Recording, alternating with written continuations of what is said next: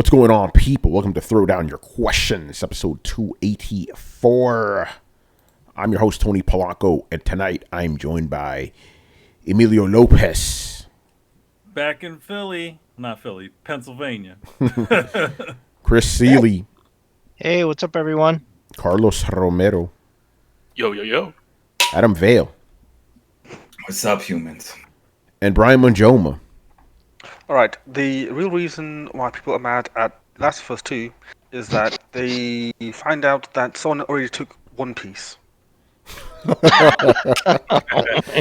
Oh, man. What's going on, people in the chat right now? Pac Danny goes, yo, time for Throwdown. Some hello there. It's Tony Polanco. This is the Throwdown podcast. I'm joined here by, man, you already know the intro, motherfucker. How y'all doing out there, man? Questions, podcast. You know how it is. Brett will show up when he shows up. You know, like I always say, he's like a cat. Comes and goes as he pleases. We have no control over this man. You know? Yeah, but Adam was telling us some stories behind the scenes as always, man. You know, one story is just that if anybody takes a look at Twitter, I even sent it to you, Tony, to the Throwdowns people. If you send it out, if anybody wants to hear it. I always tell stories. People that know on the show, I tell stories. So there's a New York podcast called the Bowery Boys, and they cover everything fucking New York. You think of it, they know it, they talk about it. So there's something they want to do that just to get people's crazy New York stories, New Yorkers and stuff. And so I called in, I told them my story, and they put it on the show. So if anybody want to hear that story, go ahead and check them out, the Bowery Boys. That's cool. It, man. You know, and you may hear more Adam stories in the future. Yeah. That's all you get. That's all you get from me. A little tease. You gotta stay here. This is where you get the crazy ones. You know, oh man, I'm with Adam. I want Skate 4 so bad. There you go, Adam. You know, I'm telling you, it's coming. I'm putting my prediction now that this Tony Hawk shit is gonna sell. Right, it's gonna make buco bucks, and that's gonna force EA to say, you know what, fuck, we can remake at least 3 Skate 3. They can at least do that much just to test the waters. And it's easy. They're doing it fucking Burnout Paradise. Might as well do it with this shit. Yeah. Oh, my man got Smash TV in the background. Hell fucking yeah, awesome. Man. Yeah, there you go. Love Smash. Motherfuckers don't even know about no Smash TV, man. That's the real battle royale right there. That's right. Who even owns that now? Is that Warner Brothers now because they bought Midway? That's a good question. I honestly don't know, man. Whoever owns it needs to bring it back. Yeah, they haven't done shit with it. There was one game that tried to do a future version of it. It was on Xbox, and I think it was in Epic Games, Monday Night Mayhem or something like that. That they tried to do it in a 3-dimensional world, like you're jumping up and doing all this stuff. But it was the same idea. Smash TV. They would close the doors and you were stuck. No, we don't need that. Anyway, man, let's get to some people's questions, man. All right, first up, we got Eurocar 9. This guy, man, this guy. Anyway, his question is, I know a variation of this question has been asked before, so I'll just word it a bit differently. Can you think of one feature Xbox Series X can have that will allow Xbox to, for the first time, be the console leader in sales? Note, saying better games, first party or otherwise, is not an option. Kind of tying my hands right here, bro, because games is the main thing that counts. Like, here's the thing. You can make an argument like, oh, yeah, PlayStation 2's sold because of DVDs. You can make that argument. But at the end of the day, it's sold because of games, right? I've never heard of a system that only sold because of a fucking feature. That's like a feature will obviously help, but like. Well, the DVDs were the cherry on top. Of course, yeah. That's what I'm saying. But to answer your question, no, I don't think so. Like, games are the core thing. You could have all this bells and whistles and shit. If you don't have the games, the shit don't matter, man. They could have fucking Grain Ray or something, some fucking format. I don't know. Yeah, by the way, that was actually pretty clever. I just made that like Xbox Green. That's pretty good. Damn, I'm smarter than I think I am, son. I'll tell you this much. I have work. I mean, you look at like the Nintendo Switch. What does that thing do? Games. Other than play games. Nothing. It don't do shit. It takes it's on the go. It takes that home console feel. Even though they're old games, but it still takes that on the go, and that's something people.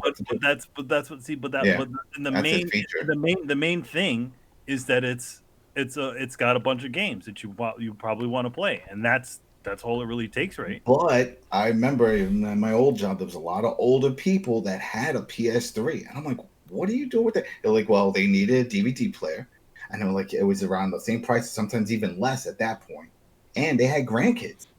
And they were like, well, if I just need a DVD player and this plays games, I'll get that. So when the kids come over with their games, they could play it, and then I could just use it as a DVD player. I know a lot of people that said that reasoning. That's for an having it. excellent DVD player.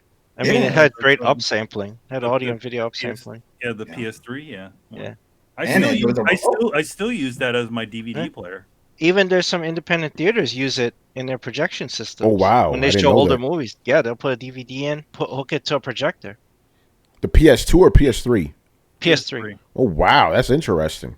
Yeah. Oh, it actually was a really good DVD player. That's the one I used, to be honest. It had a, like Chris is right. It had a really good upscaler that made things look pretty good.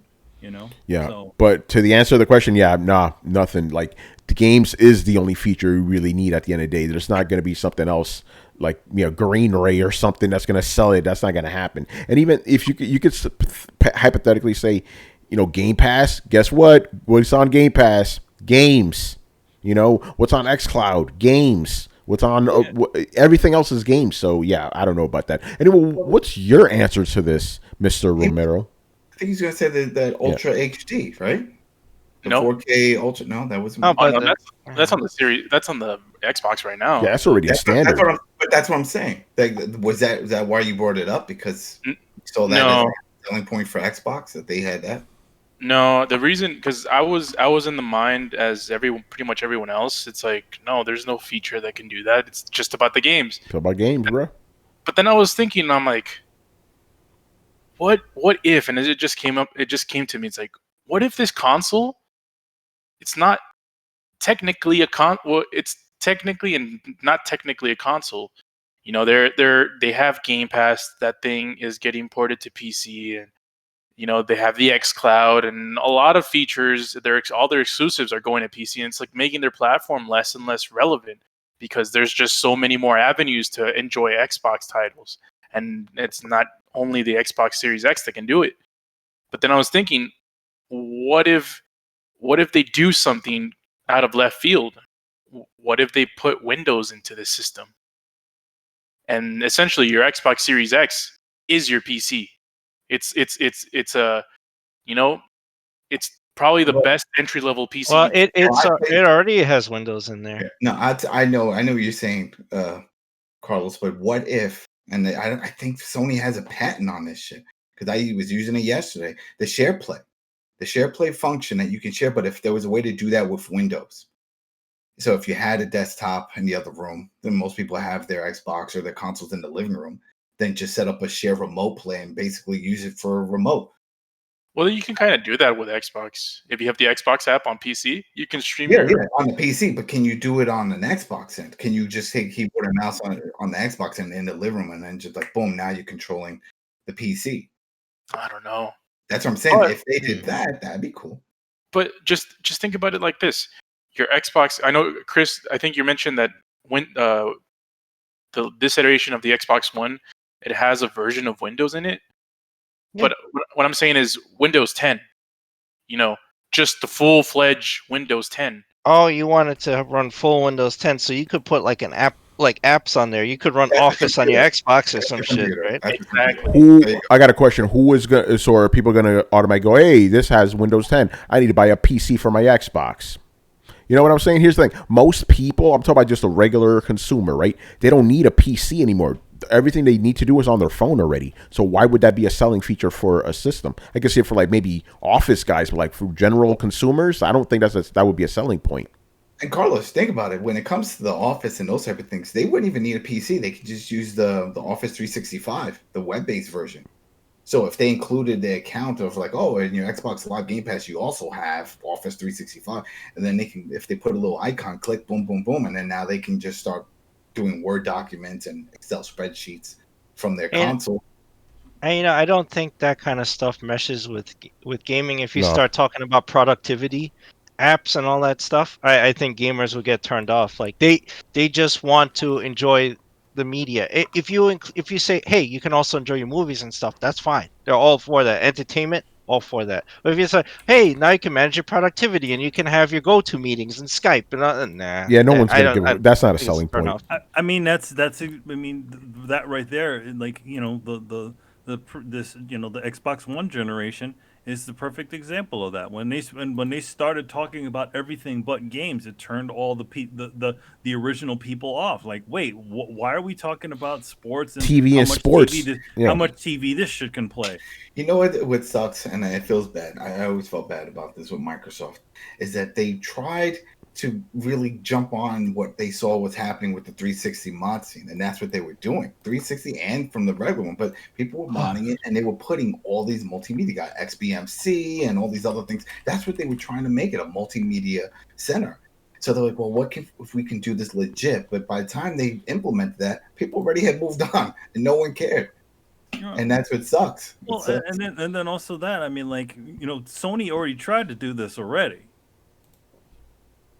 You know, How? they already tried doing it already with the Linux that you could run on PS3, and you could put a keyboard and mouse in there, kind of run like standard Linux. Yeah, that didn't take off. You know, it didn't really. I mean, there was a small group of people that were angry that all the Linux stuff got turned off, and I think they sued because of it. But yeah, it wasn't really a selling point for people. Like, oh man, I gotta go get me a PS3 so that I can go use some Linux on there. Really? Well, I know for a long time. I mean, people still use it with the XFPC because they had Kodi support, and Kodi was on there, and that's what everybody loved because that lets you know. Well, I don't think this is a selling point. And I agree with Tony. If you're gonna get, if you want to do productivity and gaming, you would just get a PC, right? Yeah. I turn Steam off or Epic Store off. I'll open up Office and do my work. Turn that shit off. Open the Xbox app. They'll just get a PC. They're not going to get a Series X for that. Yeah, and like I said, of the regular consumer, what the hell do they need a PC to go on Facebook for if they could do Facebook on their phone? Yeah. For the casual, they got a tablet or a phone. And even if they work, like, hey, emails right on your phone. Everything's on your phone now. You don't really need a PC for that. So having PC like features for a console wouldn't be a selling point. Well, here's the reason why I mentioned it, because it's like Microsoft is slowly, you know, transitioning to that where, you know, a lot of things are available on PC and other devices, and it's like why their system has pretty good specs considering it's a console, and it's probably going to release at, you know, maybe around $500 to $600 price point, if a lot of the predictions are correct, and that's probably the best, you know, PC you can buy for the price. So I'm thinking it's like, yeah, you can have your console experience, but if you want to, you know, also have a Windows experience and, you know, whatever, do your productivity or whatever the hell, because, you know, PC is not just spreadsheets, it's not just Skype, it's Steam. It's you know, it's Epic Game Store. You know, it's Battle.net. It's a whole bunch of. I don't know if they'll allow that shit on Xbox. Yeah, well, if it's just a PC function, then it's not allowing it. It's that you're going through it. You're using it like a PC. It's not like Steam or anyone has to make a specific. Right. Yeah, but here's the thing, Carlos. I'm not disagreeing with you saying that would be a pretty cool feature. But think about it from the mind of a gamer. They're looking at this shit. Is that going to sway them? Think about it. It's not. They're going to be like, who the fuck cares? You know? Not the console gamers, but someone that's looking to get into a PC and the entry level. Like, if you want to build a PC right now and you put the parts for the Xbox Series X, it's going to be way more than $500. Yeah. Mm-hmm. So this is a really good price point for someone that wants to start a PC that also happens to be an Xbox.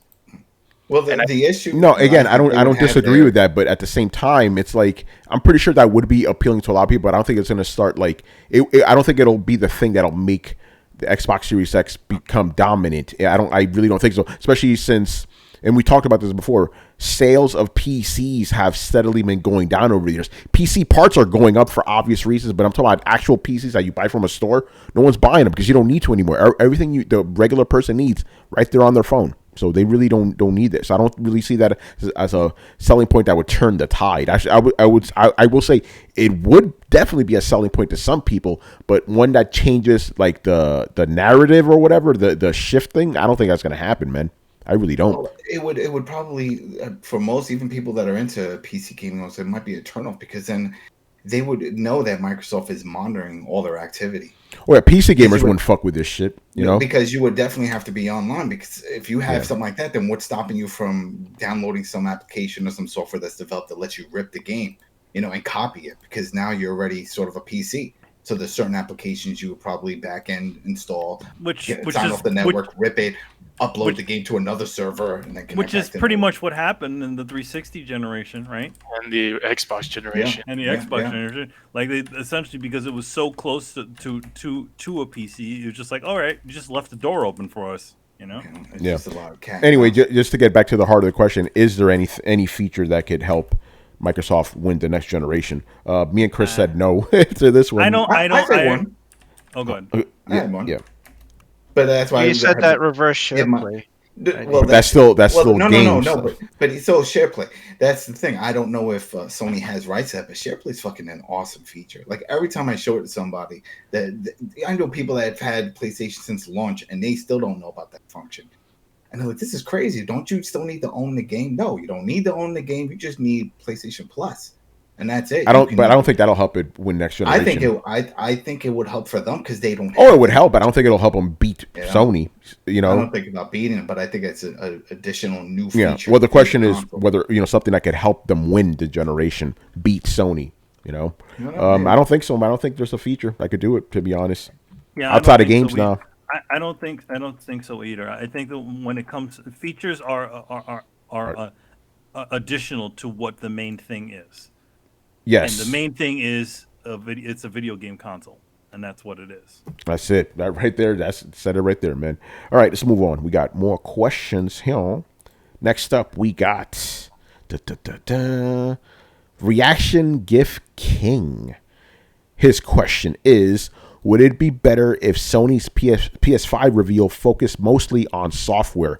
Sony hasn't released nearly as much info on its next-gen console as Microsoft has. Eventually, they'll reveal it, but what if they solely focus on the gaming experiences that can only be had on PlayStation 5?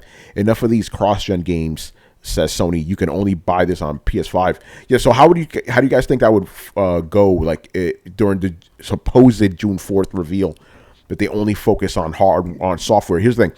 I would say that would be a great idea, but they haven't shown the console yet. They need to do that too. I they think literally need to just do a duplicate of what they did before on the PlayStation 4 thing. What was it? It was like you talk about all the features, you showed a bunch of games. They actually didn't show the console that time, did they? No, when they revealed the PlayStation in February 2013, they only showed games. The console came later, but E3. E3 that year. So that's why I think what they're going to do is they're going to just pretty much mash those two things together. You're going to get the console, the price, and games all in June. Well, I think it should be mostly software, though. I do agree with that. Yeah. With the combined with the Cerny lecture on the other stuff, I think show the console, right? List the features, bullet points, bam, bam, bam. This is what it is, and then you go into what it can do, and that's when you show the software, and that's what you focus on. The rest of the I agree. Talk. Yeah, and here's what I think it should do. Right, come out. First thing you see the system, right? You see sexy curves and all that other shit. The dual color, and we all agree, right? It's going to be double colors and shit. So you're going to have double colors. You see the system and shit. And then for the next 40 minutes, nothing but fucking games. And then at the end, the price. Bam! I'm telling you, right there, that would be perfect. There's a little asterisk with that. That would work if they say these games are launch games, or at least within that. Oh, you're ready. This is Sony. I don't want to hear none of this shit like what we saw with the Unreal Engine of like, damn, this is going to be awesome. Oh, it's going to happen, Adam. Get ready. 2021 is going to be hot. Yeah, that's when you'll get my money. And I'm glad you say this. I'm glad you say this because, it needs to be a mix. Here are the games you're getting at launch, and here's the games you're going to be getting down the line. It needs to be a mix. It can't think about this. That Xbox thing we saw inside Xbox, only, correct me if I'm wrong, I think only 3 of those games are coming out this year. The rest of them, the majority of them, they ain't dropping anytime soon. We can't be having that, especially with Sony, the way they've been fucking like lackadaisical this year and shit. Like, you need to be like, yo, here's what we got this year coming right now. So I agree with that. Not every game needs to do that. Not every game needs to do that, but a lot of the games, you got to have a strong seller. We talked about it last week. What's going to be their strong first party title for launch? They need it. They need what's going to be the game that demos the what this thing can do? Every console has that thing. Yeah. And if you don't have that thing, it's like, okay, so then why am I buying this? What, where's my Super Mario World, right? Yeah, you're right about that. What game outside of like, hey, it's a prettier version of The Last of Us 2 is it going to be? So I still think, again, here's the thing. Part of me, again, I'm going with history here, says we would have known about this game already, but at the same time, everything's been truncated now, so it's possible they could whip out a fucking Killzone or something big. Because you're right, Manny. They need to, Adam, there's your line. They need to show something. Yeah, Infamous. I'm putting that down. It's got to be Infamous. Even if I'm not going to make predictions on what it is, but you're right. Every Sony system, even if it's a whack fucking game, has had a game you cannot get on the other system, previous system. It's got to be a standout, especially when Microsoft is doing Halo. The thing is, again, especially with all the big companies essentially doing rollover games. Yeah. What are the games that are specifically made for these new consoles? Yeah. Why are you buying this shit? Yeah, why? What is the? It shows you why you bought this thing. Every console has it, all the way down. All the way down to Nintendo's. You had that. Yeah, I agree. So yeah, but go ahead, man. Go ahead. I think it's too much wishful thinking, Tony, about having all the games released this year. No, that's not going to happen. That's why. I'm saying I hope that a good chunk of those games are. I'm not giving Sony that kind of pass. You know what I'm saying? Yeah, but I mean, I wouldn't even give them that. I think one, maybe two games are going to come out exclusively for the PS3 this year. 5. And I think. What do you said 3. You said 3, bro. I said 3. What? PS3? You said PS3. Yeah. Oh, my bad. PS5. Yeah. So at least 2 games, maybe 1 or 2 games are going to come out for the PS5 this year, and I think both of them are going to be launch games. Yeah. I think after that launch window, nothing is going to come out exclusively for the platform until next year. Oh shit. Yo, you fucking remember that because I could see that happening. To be honest, because then the same thing happened this generation. Mm-hmm. You did, yeah. You had Killzone, right? You had Knack. You had some other shit, and you didn't see nothing exclusive for a while, bro. Yeah, they were all cross-platform. That was a drought. I agree. There's gonna be new games dropping, but they're all gonna be cross-gen. Well, I think it's going to be there's at least going to be a few titles up in the front. I think that's a given. Yeah. I think there's going to be one shiny one, and then there's going to be a couple other ones that just to demo certain things. The Mark Cerny one. I mean, to be honest, what was Knack? Knack was proof that they could run Unreal on a fucking PlayStation 4. Yeah. So, and maybe he has it all. He likes his Unreal, right? But anyway, so I'm thinking it's like, yeah, it's gonna be a pretty shiny game, and it's gonna be something else. I mean, when did Infamous wasn't even a launch game, right? It was a launch window game. It was a launch window game. Yeah, it came out in February. A whack ass first. Go ahead, bro. Infamous is not going to come out anytime soon because Sucker Punch is really going to release a game this year. Oh, I don't think it's going to be from Sucker Punch because they do that remaster for the original one with Cole. Oh yeah, okay. It would definitely be somebody else, one of their other remaster studios. That would be a really weird thing to launch a console on a remaster. That doesn't seem. Well, Manny, this I was going to say last generation like Tony. This generation, they released Knack and Killzone and Infamous a couple of months later, but everything else was like remastered edition. But they weren't launching. They didn't launch the PlayStation 4 on Last of Us 1. Oh no. Yeah, I don't think Adam was implying that. Well, I don't know. Maybe he was. What? That they were going to launch Infamous. Oh yeah, no, I was saying it was going to be one of the things that they launched, not the key one, but that would be one of their only on PlayStation are you going to get this Infamous remastered Infamous collection. It'll be one of the games available at launch. Not the big hype one, but it's definitely something they know people would be interested in playing, and it would be a selling point. They definitely need something above that in quality, but that would be a good start because a lot of people miss those versions, and we didn't see in this generation that version of Infamous get remastered. So everything else get touched. We didn't see that one. Yeah, by the way, people remember this is Adam saying what he wants. We're not saying this game is coming. No, that's what I want. But I think software. They need to focus on software and hopefully we'll see. But Why- hopefully, software that's why- coming soon. You know, Here's the thing: why do we want? Why show Sony Show it. needs to show us why we need this console. And I also feel like the same thing needs to go with Microsoft. Why do we need that console? I'm hoping that at least with their first party conference, that they're going to do, we're going to sort of see that thing. I mean, the fear that I've seen online is, and we talked about this, is that Sony might come off cocky and feel like they don't need that they have the install base, and that these people are just going to all jump and grab the next one anyway. They'll show them future titles for 2021 and said, just go get it now. We're good for it. We're going to show you some good games, and that might be enough. I don't think so, but I hope not. I hope they don't do that. I hope they don't do that either, because then that's PS3 hubris right That's there. what I'm saying. That's what people are scared of. The fact that because they haven't shown off so much yet. And it was like, well, they probably feel like they're so far in the lead. My whole thing, and it sucks, because I don't really feel there's a need for another console. PS4 is fine. The Pro, the games that we're getting, the quality, everything looks great. I mean, I'm not bitching, but they're sort of pushed into that direction because of, you got your competition making another one, and it's that window, and hardware is where the money's at. So they got to start producing, but it really doesn't need it. It doesn't need it, but after that Unreal fucking demo, I want it. But there you go. Yeah, Give me fucking next gen now, son. Exactly. But that's the problem. Give it now, but we can't get it now. That shows us for 2021, and this is what we should have saw this year, saying, hey, next year you got some new consoles coming, and look at the fucking games that are going to be on it. Look what they're going to look like. I mean, that would have had. Oh, they will look like that in 2 years. That's what I'm saying. It would have had me hyped, because then I'm like, all right, when that does come, then you go. But now we already know that everything that they show when it comes to these type of games are not from, especially that are running Unreal. We're gonna all see that logo pop up, and it's not gonna say the new Unreal. Gonna say 4.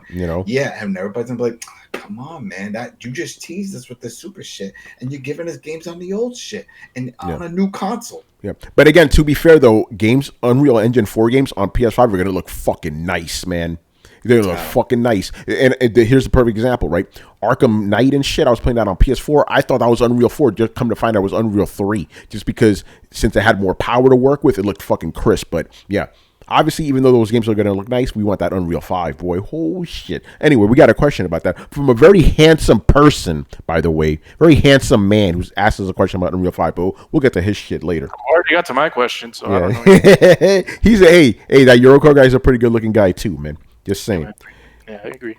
All right, man. Where the fuck are we? Next question. We are going to answer a question from Mr. GZDR, people. Is this the right question, too? Yes. Oh, this is a very interesting question. Let me finish this one, guys. I have a feeling somebody's going to want to jump in before I finish it. All right. Do you think Sony has some exclusive partnership with Epic and the Unreal Engine 5 in exchange for Sony first parties going to the Epic store first before Steam? Not necessarily day and date, but 1 year later. No, I don't think no, dude, no. I do think it is a development deal, whereas essentially Sony's popping in a little bit of money to get that endorsement and to get that engine running. I think they're doing that. But I think last time that Sony probably popped them a little bit of money too, to get that thing working on PlayStation 4. Because here's the thing, Unreal Engine is probably the easiest engine to develop for. Like you can download as of now. You can download Unreal right now, Unreal 4, and do a lot of really amazing things in a really short amount of time. So having that engine ready for the next console, that's a big deal. It's gonna be fucking nuts. Yeah.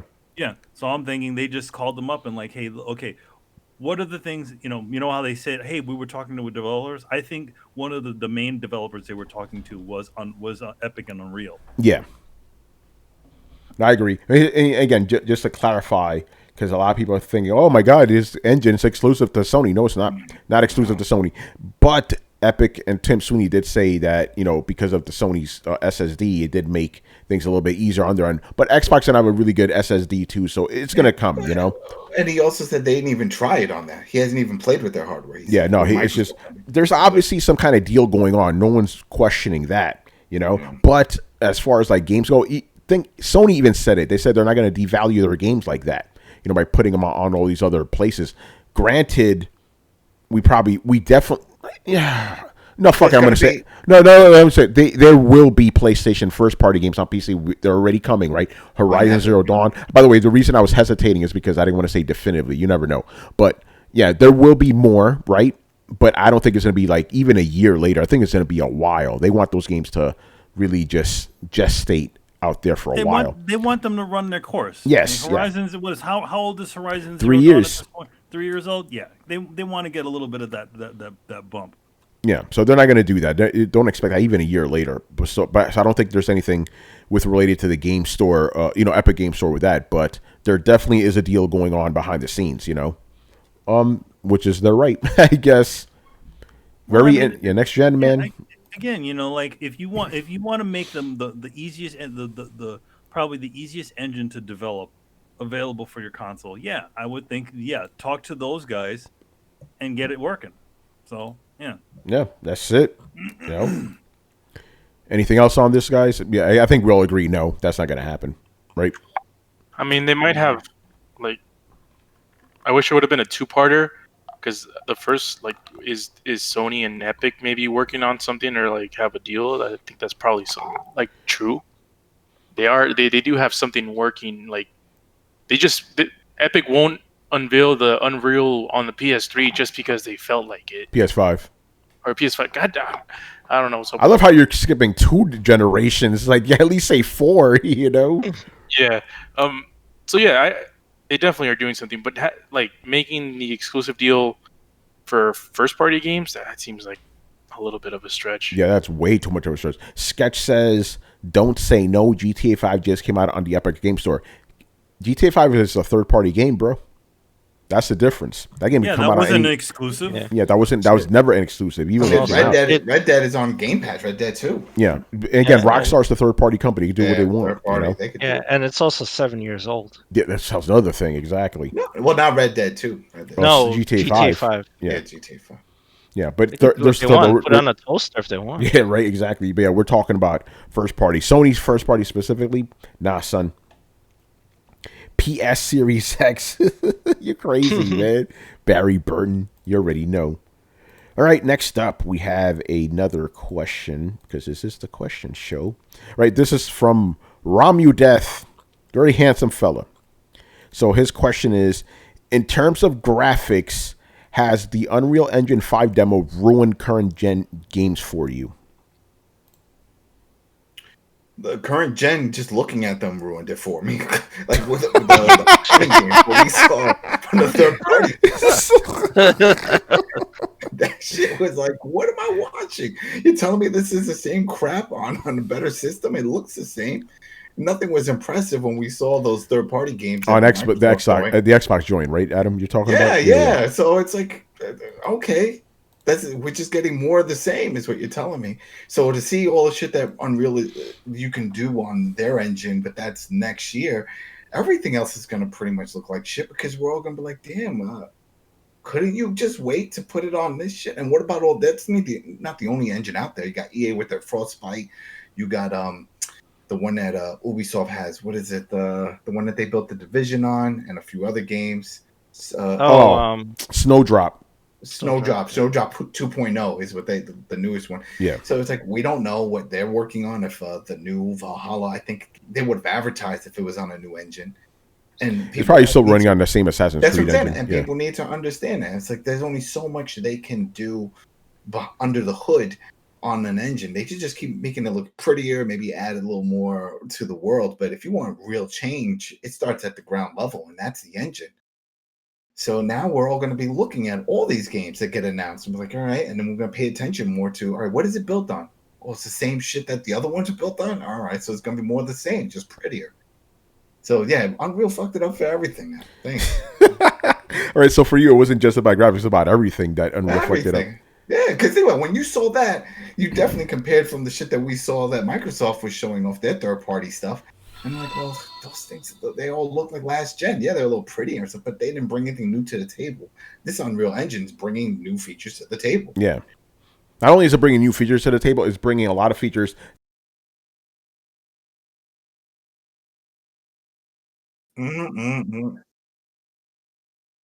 It's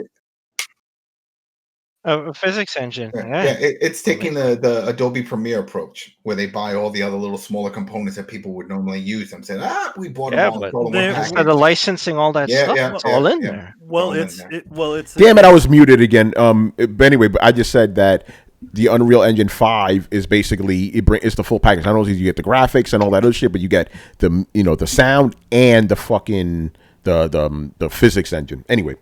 Well, the thing about it is, what is Unreal Engine? It's a game development engine. Why would you cut out any other parts of that, right? Yeah. Well, before it was all muted. It was all separated and shit. Well, it's not. A lot of it wasn't separated, but yeah, you can, you'd have to use some sort of compression engines and all kinds of other things. Yeah.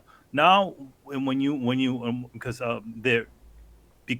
get this engine, you get a full package, a full game development tool. Yeah, they pay money everything for all those other tools. That's the thing. They're doing smart things with the Fortnite money. They're making it very very developer friendly. You know what I'm saying? A lot of money into Unreal, buying all the tools that people would normally do for third party shit. Like, Manny, Dimension Warriors, man. We're making that shit happen. Let's fucking go. Well, yeah. If they do the same thing like they did with Unreal Engine 4, and if you're a small developer, they basically give it to you. Yeah, you don't even need to license it. You can download. Right now you can download Unreal 4, and you can start developing. Use it for free. Yeah. So thing about it is a big deal. The thing about it is that what they do is they do like what was it? There was an old program that used to where it was totally free for the regular consumer. But if you were a big company and wanted to use it, you had to pay them money. I forgot what it was. It was maybe a sound tool or something else that was like that. I don't know, man. Oh, by the way, quickly, I want to give a shout out to Death Before Dawn, who's not following us, and apparently, I believe he knows about Throwdown because of the recent episode I did on Gamertag Radio. So welcome aboard, sir. I think he was the guy who was asking, like, hey, does Tony have his own podcast? Yes, I do, sir. And I'm joined by all these other lovely gentlemen every week, 2 times a week. And also, unlike Gamertag Radio, we curse around here, man. So just be aware. Keep your kids away. This ain't a kid's show, Throwdown, don't fuck around, son. Oh, drop the F-bomb. But yeah, by the way, I that's what I forgot to say. I want to give a shout out to Paris and Danny. They had me on the latest episode of Gamertag Radio. It was recorded before the Unreal reveal, so you get to hear my reaction beforehand, where I was very kind of down on next gen and shit. Unreal Engine, that demo changed my fucking mind, bro. Holy shit. Anyway, to answer my own question, here, yo, this is what hit it home for me, man. When I saw that fucking Ghost of Tsushima the next day, I was like, this don't look as good, man. And then obviously I found out that it was because of the stream or whatever, the compression.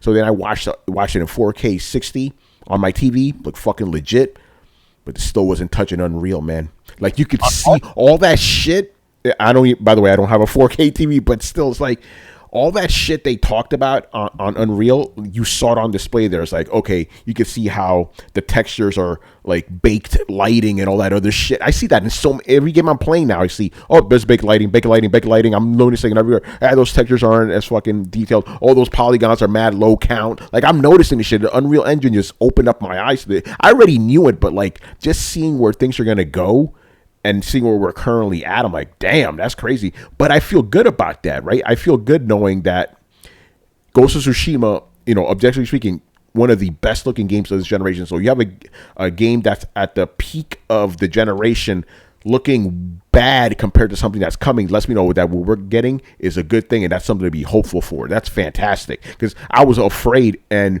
Death Before Dawn, you could, if you heard the podcast, you know what I said. I'm afraid that next generation is going to be more just this generation, just shinier. No, it's going to be fucking nice. Like even if the gameplay is still kind of the same, which probably will be because we're still using the same controllers, you know, gameplay can't change too much. But if you give me graphics like that, that's enough. I know that sounds mad fucking shallow. That's enough for me, man. That's enough for me. That shit looks legit. But on top of that, I should say this, on top of that, if you could eliminate those fucking loading screens and shit, that would be even better, man. If you could design a game, and I said this on a previous show, if you design a game that's fundamentally different than what we're used to, that's really cool too. Because even now, you could pick up any game right now, even if you've never played the genre of it, you will know how to get around the world and you'll know what to expect just because every game is built exactly the same. Oh, you're walking around. Oh, there's a big action area. You're walking around. There's nothing going on. You already know you're going through a secret loading screen. Oh, there's a little crack. Let's go through it. Oh, there's an elevator. You know, you expect all this shit. Oh, I just ran through 4 empty hallways. You know what's going on. If they could eliminate shit like that, man, that'd be fucking butter. So yeah, that Unreal Engine definitely did fuck up current gen games for me. And that's a good thing. I'm not lamenting. I'm happy about that. You know? What about the rest of you guys? For me, it definitely gave me a better idea of what the next generation could be. Yes. As opposed to again, think about the first inklings of what we saw of what the next generation was going to be. I'm sorry, but the Xbox thing did not do it. It didn't show you the future. It just showed you a slightly more polished version of what we are currently getting and what we currently have on our consoles right now.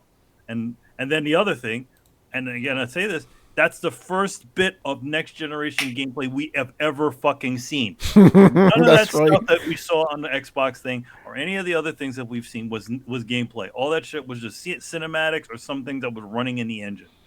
Yeah, dude, I'm gonna say this right now, man. When Unreal Engine 5 comes to PC, holy shit, that's gonna look insane. Oh, I can't wait. The thing that really gets me is the lighting system in there, man. That is so cool. None of that baked in shit, you know?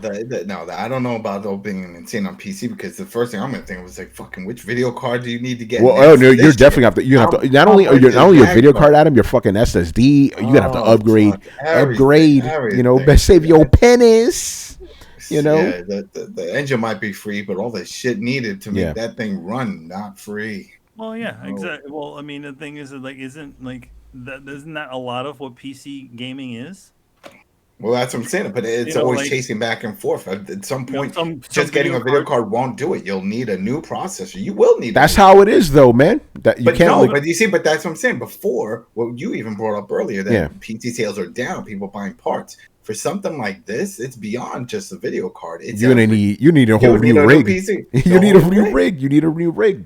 Get ready, man. Get ready. Well, I mean, you needed a whole new rig to run fucking Crisis, so. That was old. God, people bring that up. That was so. But is he wrong though? Is Manny wrong? Manny ain't wrong. That was back in the 70s. Come on now. No, fuck out of here, man. It still counts. Get out of here. And let's just be honest. Computers still can't fucking run Crisis right, even now. No, they can't, man. It was a Digital Foundry thing they did not long ago, and they still couldn't run fucking Crisis perfect. What happened was PCs actually can. Okay, what happened is now that PCs can run Crisis well, they had to remaster it so that they can run it again. You know, got to keep it going. You know what I'm saying? So the new Crisis is going to be even more more crisis-y. Anyway, go ahead. Hold on. Yeah, I think what Manny's seen was the video when they tried to run Crisis on the CPU, and that's it. So they tried to run Crisis with no GPU. Yeah, with no GPU. That's and the fastest CPU that they could find to actually run the game, and that's it. So that wasn't all that great, but it's still the idea of like, hey, you can run a game on just the CPU by itself, no GPU power at all. That's insane. Yeah, that is pretty nuts. Oh, Brian, what's your take on Unreal Engine 5, bro? Looks pretty, but to be honest, I've gone to the point where I've seen so many pretty-looking games. It's like I don't care anymore. Like, just show me a game, and I'll be excited. Don't show me tech demos. I've seen too many tech demos to give a damn about. Remember Deep Down? I'm still waiting for that. Like, I seen it. I'm like, oh, Deep Down looks amazing, and then nothing came off it for a whole generation. I just find it ironic that Brian is the one asking the question. Well, that's the thing. Remember Deep Down? It's like, you mention it every week. Because they shown it at the PlayStation thing, everyone got excited, like, oh, it looks great, blah blah blah, and then nada. So, Yeah. and as far as I'm concerned, like, I've not seen a PS4 game that actually looks better than Deep Down. So hence, I'm just sat here like, oh, so we have another Deep Down, where it's like someone shows off some engine, looks all great, looks very fancy, but I sat here just thinking, yeah, no games look that good though, so why am I getting excited? No, I agree with Brian. I think it's like this tech demo. If this was released last year, if this was shown last year, everyone collectively would have freaking lost their minds. But I think since we're close to the time window where the PlayStation 5, I was I was gonna skip one this time. Yeah, PlayStation 5, and Xbox Series X is gonna come out, and it's like, yeah, shouldn't you be showcasing the game now? Because like you're about to release the consoles. Yeah, it's like 6 months to go. Like, is it just me, or does it just feel like this is one of those gens where they are cutting it so close to the wire in showing actual games?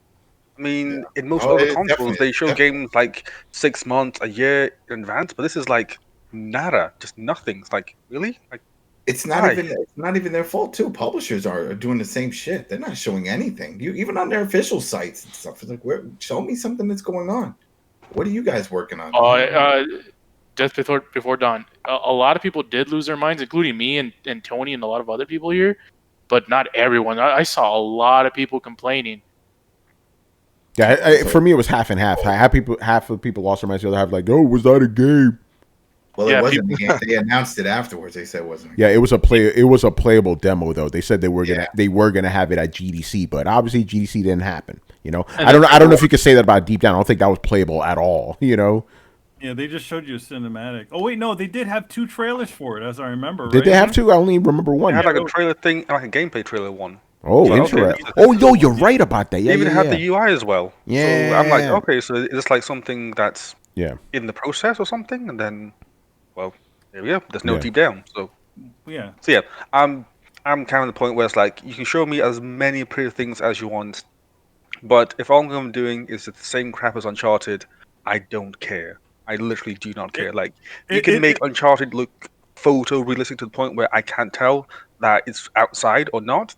But if all I'm doing is the same stuff, then I don't care. Like I'd rather be playing Breath of the Wild.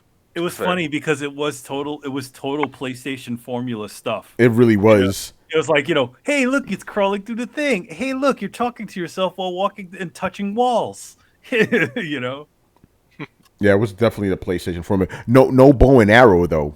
They didn't have bow that. Oh man, we got a question related to anything. Anyway, anything else on the Unreal Engine 5 you guys want to talk about? I want those motherfuckers should just make that shit available on the fucking, like the demo. Just put the demo on there, let people play with that shit. Just run, essentially run her ass all the way to the thing and make her fly. Take pretty pictures with the fucking share play. Come on.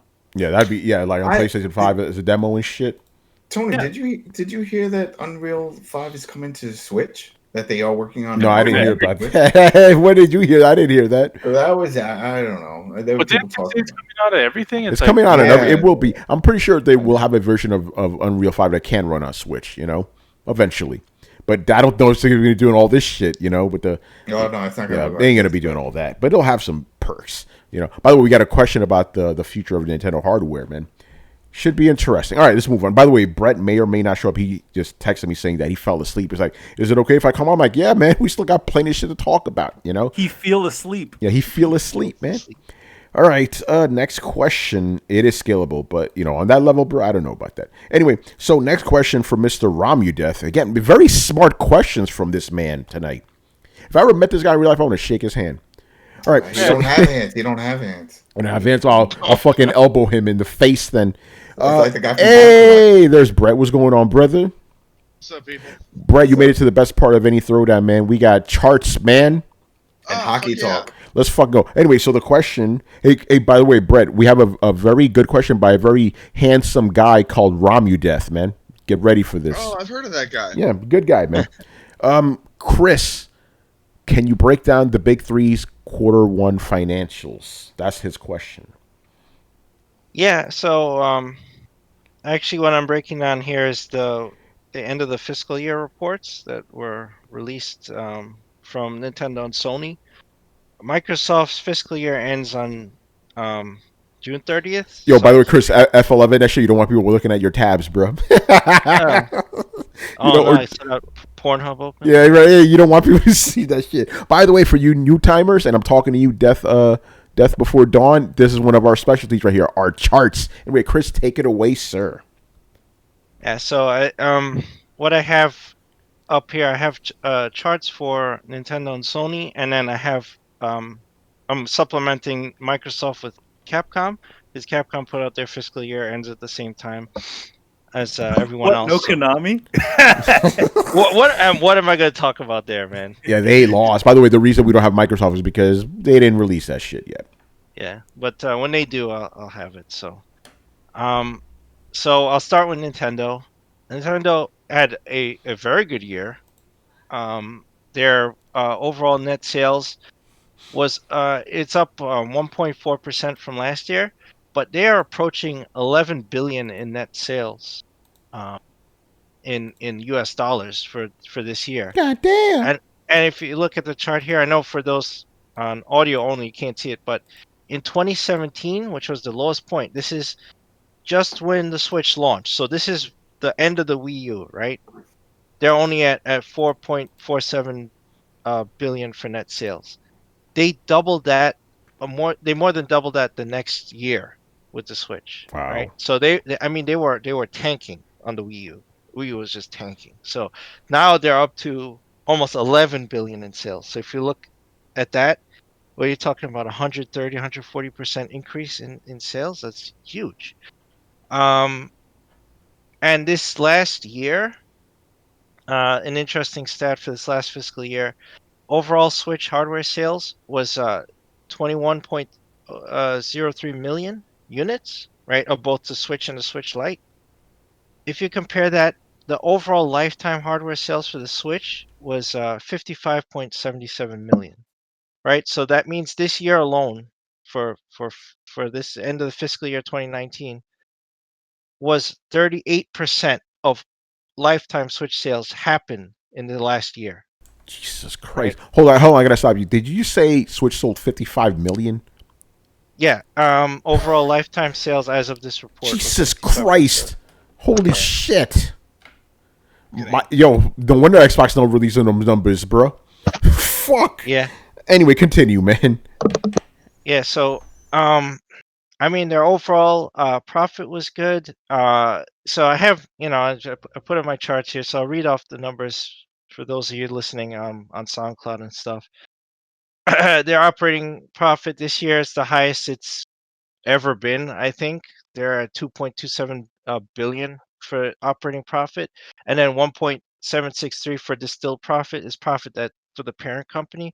So once you get rid of all your extraordinary losses and your taxes and all that stuff, that's the pure profit that Japan sees after everything. So it was still very high, much higher than uh, I remember it, and much higher if you look at the numbers I have up here. In 2013, they were only at roughly 64.97 million in profit, $1 million to Japan at the end of the day after everything, right? The next year, they saw a loss of $212.5 million, right? In 2014. And 2015 picked back up, 382, and then it fluctuates.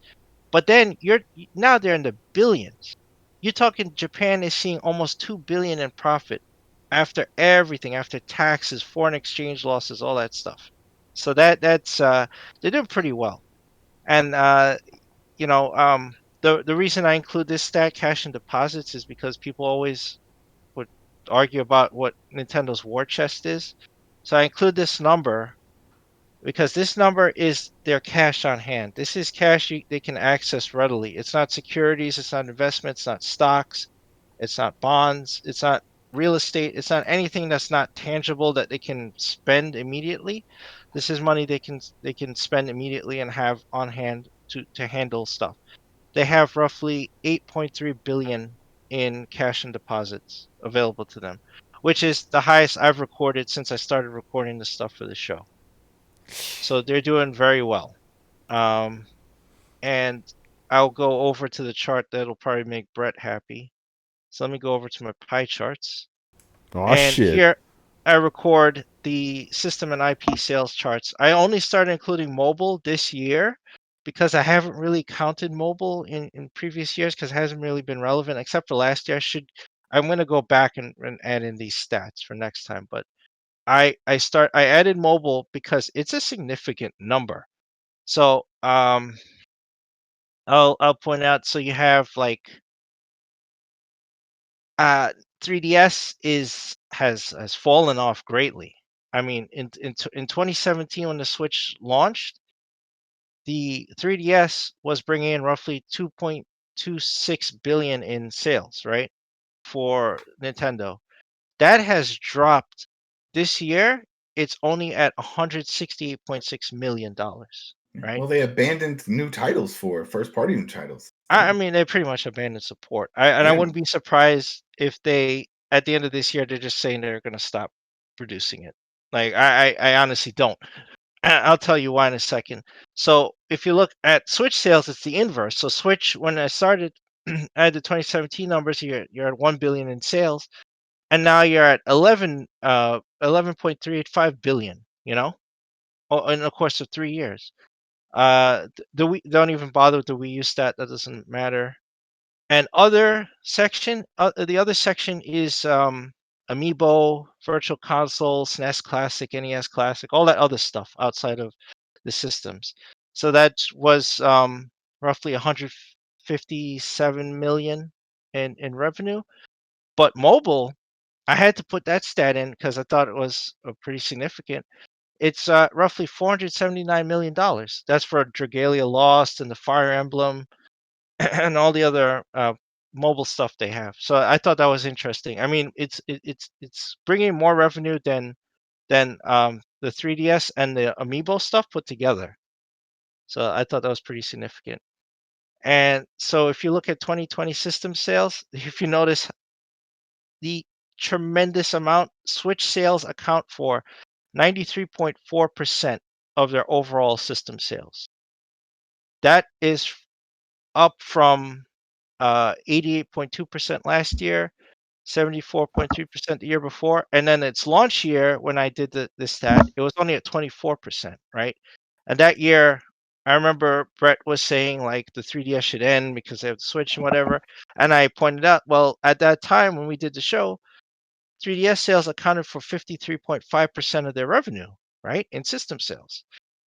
That has dropped all the way down to 1.4%. So 3DS, it could disappear from this pie chart and it wouldn't matter. Mobile accounts for more revenue, actually 3 times more revenue than the 3DS does. So at this point, I have no argument with them like dropping it. And in fact, I don't even see a reason for them to continue supporting it. It's like the most negligible part of this chart. It's tied with Amiibo and that other stuff, but Amiibo still it brings in a significant amount of money. So I think, and it's cheaper for them to produce. It's not a system, right? You're making little statues, and they make the retro consoles. I don't know if they're going to produce any more of the classic systems. I don't know if there's an N64 Classic. I don't know if they're producing the SNES and the NES Classic anymore. But they did their job, right? So they have made their money off of that. But the Switch is selling like hotcakes, and it actually their sales are impacted, and they put in a statement because of the Rona. Obviously, they have put in a statement that that production could slow down even further depending on the situation, depending on how badly it affects manufacturing. They could see more massive shortages. So that has obviously affected sales because you just don't have any product. But overall, in the last fiscal year, Switch has done tremendously well. So I don't know if I don't have much else to say on that. Yeah, I don't even have any questions. Like Switches, I'm just shocked that it sold so much more than fucking Xbox at this point. It's ridiculous, you All right, know. just to put on another crazy stat. So Animal Crossing launched March 11th, and this report it ended this year March 31st, right? Yeah. So you only had 20 days of sales to record on Animal Crossing. It sold over 11 million units Jesus in Christ. 20 days. I'm So telling you, that man, it just proves mobility is key because a lot of these games, Super Mario Kart and all those were on the Wii U and it did not sell it like hotcakes. Do That I know? mobility, right? Yeah. Yeah, of course, there you go. You see, so I'm I was telling you, one of 3 guys in this whole fucking world that played But It did. Animal Crossing is a beast onto its own, man. Oh, It really is. nuts. And I don't know a single told you. person besides my kid that plays it. Yeah, no, you did. I mean, I knew it was gonna sell good, but not like that. It's crazy, man. But I guess that's that's a perfect game for this time. Lets people get away from all the horror that's going around them. That game's got legs, Yeah. and it's mimetic in nature, in that after you get done building something, you're going to show it off, and the game actively encourages that. It's got MMO elements to it and things like that. So, of course it's going to take off because people are going to be like, check out my Animal Crossing blank. They What want I to was tell people. what I was surprised is that it sold faster. I think it sold more units faster than Pokemon.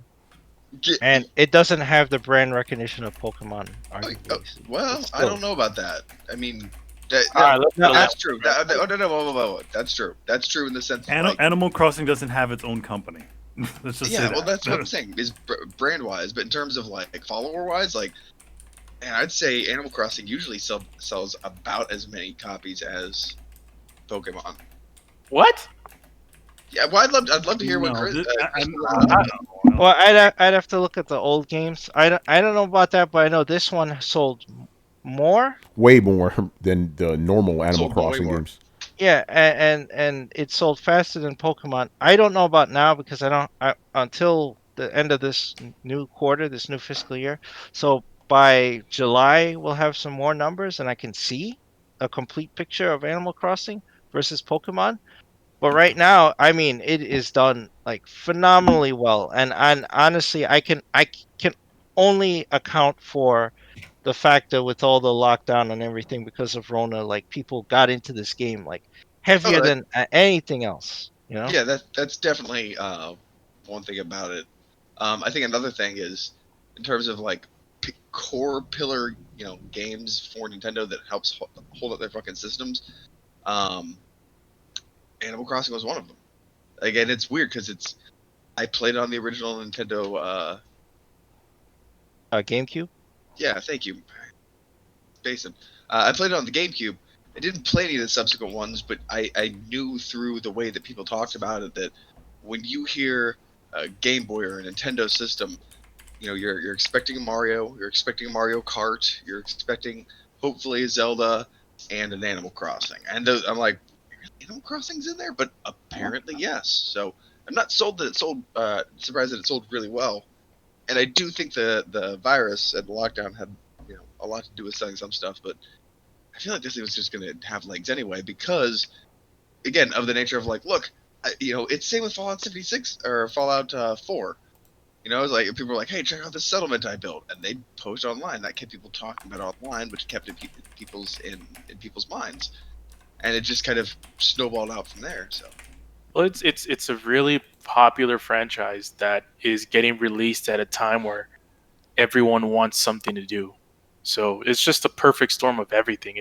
It's on the fastest selling console in the world right now, a super popular game, and the Rona. It's like you can't really make up a better scenario. Yeah, and don't forget, and then obviously social media is helping it more. Like, oh, what's this Animal Crossing? Well, check it out. Everybody else seems to like it. So it's like a cascading effect. It just keeps building and building and building. Yeah, and to Brett's point, he's talking about the social aspect about showing their levels and little towns and stuff. And I don't think any other Animal Crossing has had this much social media. Yeah, no way. By the you way, I weren't didn't. able to edit the island before. You were only able to make your own house, and nobody really wanted to show that. That's something they put in terraforming and made it so that you could move and do anything in the island. It is a big departure and a big advancement from any other Animal Crossing game.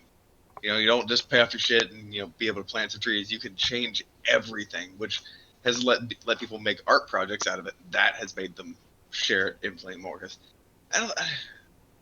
Because as a person who has and does play Animal Crossing, like I would never have been like, yo man, check out my room. It's 70s rockabilly style. I don't fucking care. I really don't. Like, but you're able to edit and customize an island, much like Minecraft, and all of a sudden people are like, look what I built. Look what I built. I made an open air cafe. I made a fucking hair salon. I made a blah de blah.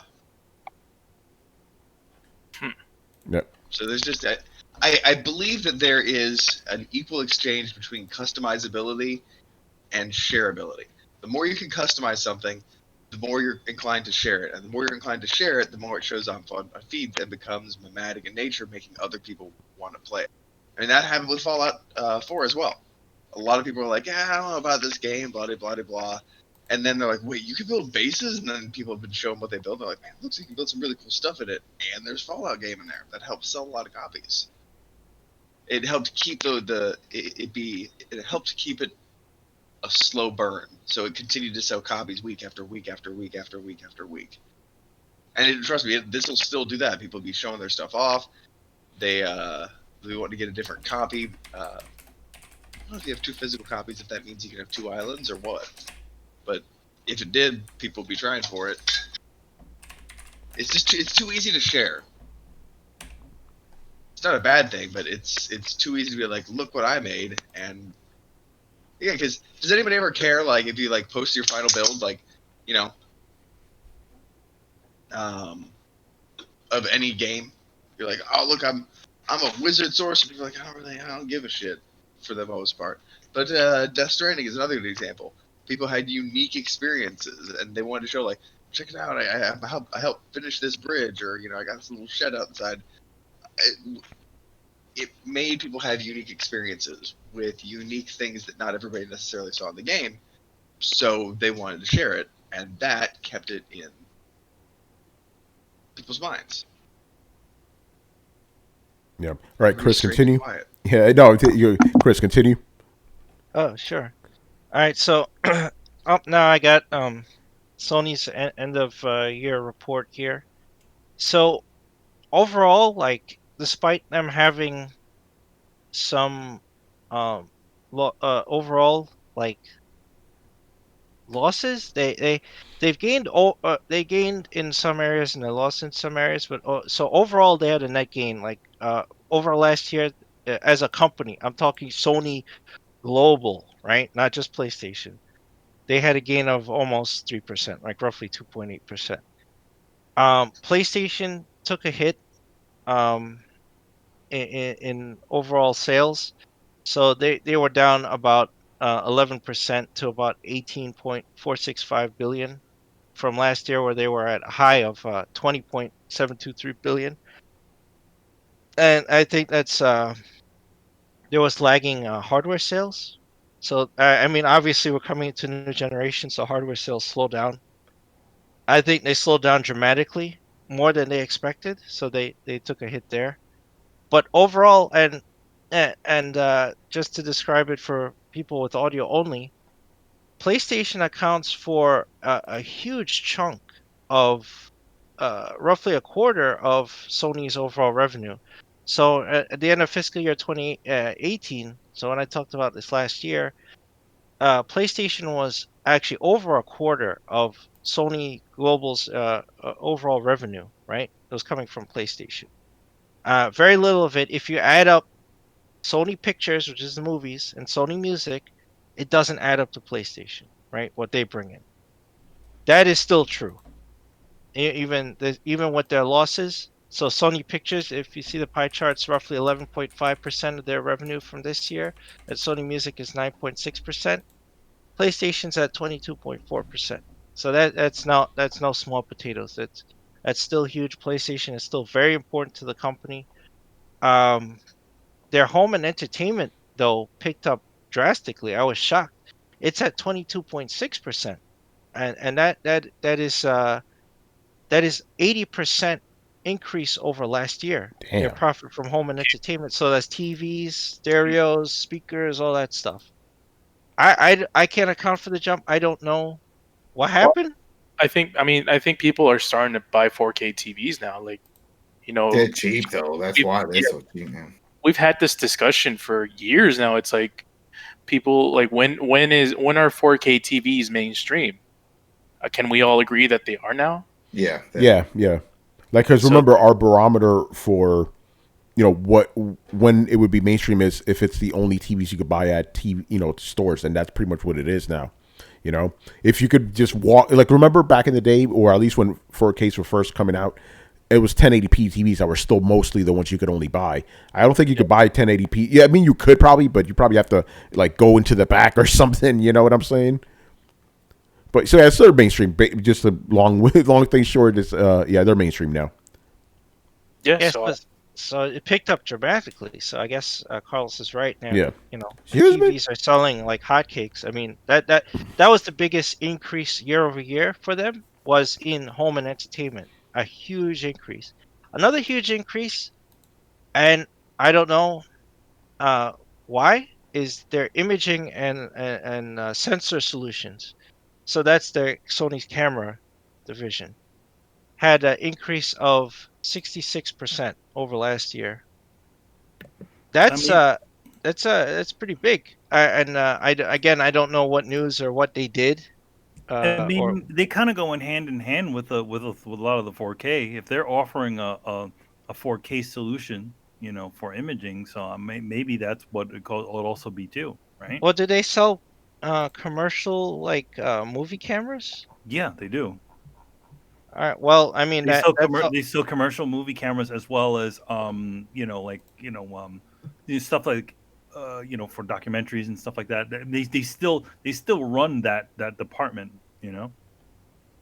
Well, I mean, I could look into that further. I really didn't investigate it because it's outside of PlayStation. Yeah, out of the gaming. Yeah. I didn't look hard at it, but I can only assume that's part of it. I usually don't account for them too much because that part of them competes with Canon and Nikon. Mm-hmm. So they have a ton of competition there. Canon and Nikon kind of dominate that area, especially in consumer photography and video. They don't really stack up there, but obviously they did something because like that boosted. They had an increase in mobile sales somehow. So it was a decrease in mobile. What increased? Music and pictures had a modest increase. I think Spider-Man did well, and I don't know. I don't know what Sony that movie Music made like $1 billion, didn't it? Yeah, but overall, the overall percentage of revenue Sony Pictures brings in really didn't change in the last 3 years. It's roughly 11%. It's like the same whether they hit or not. Like it's not changing enough with the other dynamics of the company to be like, oh, Sony Pictures is all of a sudden this revenue stream for Sony. It's just the same. Well, I'm pretty sure they get money from the Avengers movies too. Do they? I don't know. I don't. Sony? Say that works. I don't think so. I don't think so. They got some money for Spider-Man. There was something that they had to get appearing some kind of in the movies for appearing in sales. They wanted, but I think that's part of the new deal. Because remember when they were like, no, he's not going to be in any of the new ones. They want a bigger cut because they wanted to do like a 50-50 type of split.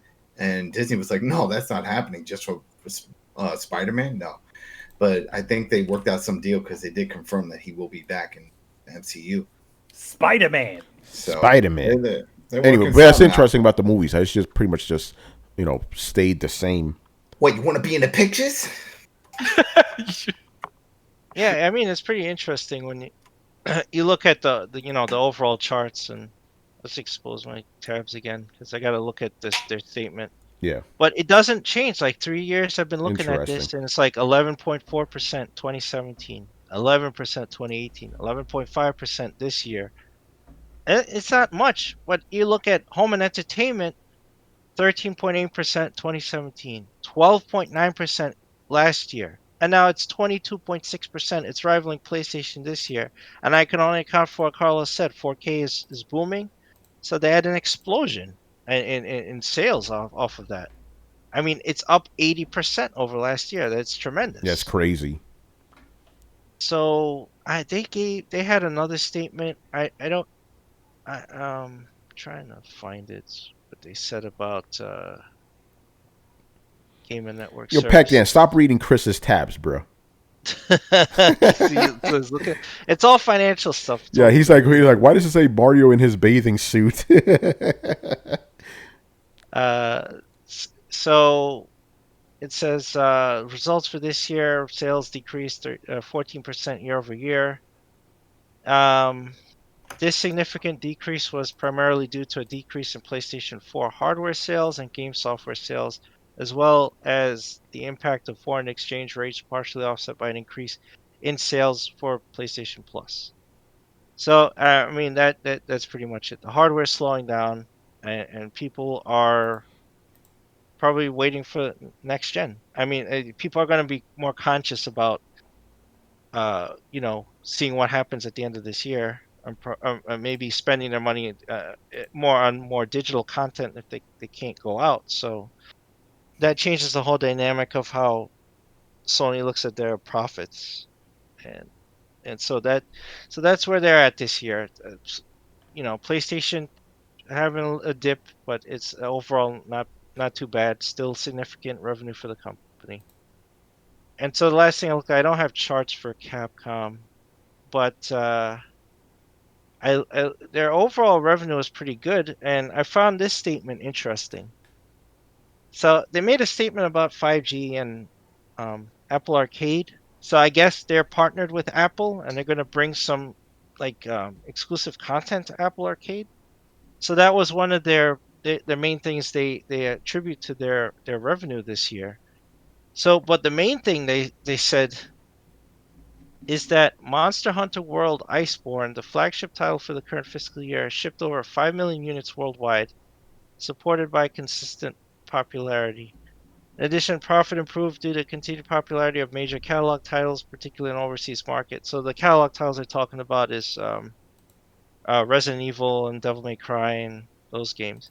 So there's this other game that I never heard of called Shinseki Into the Depths, a new title for Apple Arcade game subscription service. So that that boosted their profit margin. So here's the weird thing: their overall net sales was down, and usually when you see net sales decrease, you'll see operating profit and everything drop. But somehow with this Apple deal and their digital sales, while their net sales fell, their profit increased over last year. So they say, and so they say our resulting net sales were down 18.4% from the previous year, decrease due in part to the change from physical package sales to digital sales. But in terms of profitability, profit improved at all levels due to the contribution of hit title Monster Hunter World Iceborne. They mainly say Monster Hunter is the reason for their profits. As well as increase in percentage of highly profitable digital sales within catalog title sales, specifically operating income up 25.8% from last year, ordinary income 26.2%, and net income, that's Capcom Japan, the parent company, up 27.1%. So it says, following the previous year, all three figures increased due to record highs once again due to success in streamlining the company's profit structure.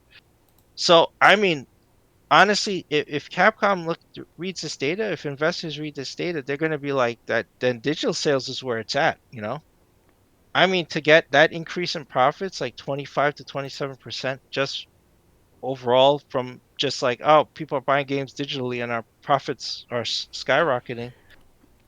What's the argument going into PS5 and Series X that Capcom doesn't just go all digital?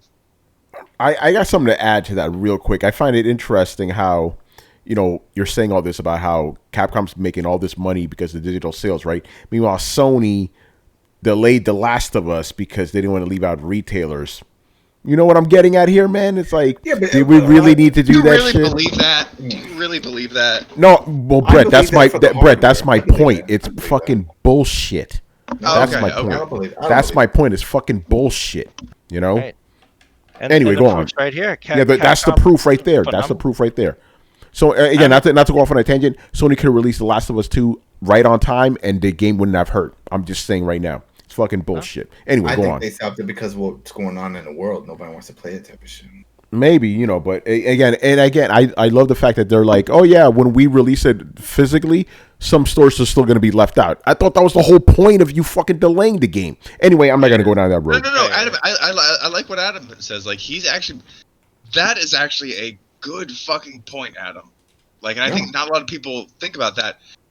And I don't know that you could actually step back and say, I mean, you'd have to word it really, really softly, but like, due to things going on, we really don't feel it's an appropriate time to release the game, but that could absolutely be it. Could be. Especially the content. Even if they try to advertise that, it's fucking bleak, depressing time, and that's what people are dealing with now. And let's be real, you could get away with releasing Resident Evil 3 because it's still really goofy and fantastical. This is a little bit more realistic, you know what I'm saying? Yeah. But even the intro of Resident Evil 3, for the first couple minutes, you're like, oh, this kind of feels wrong right now. Viral outbreak, everybody's society's going fucking crazy.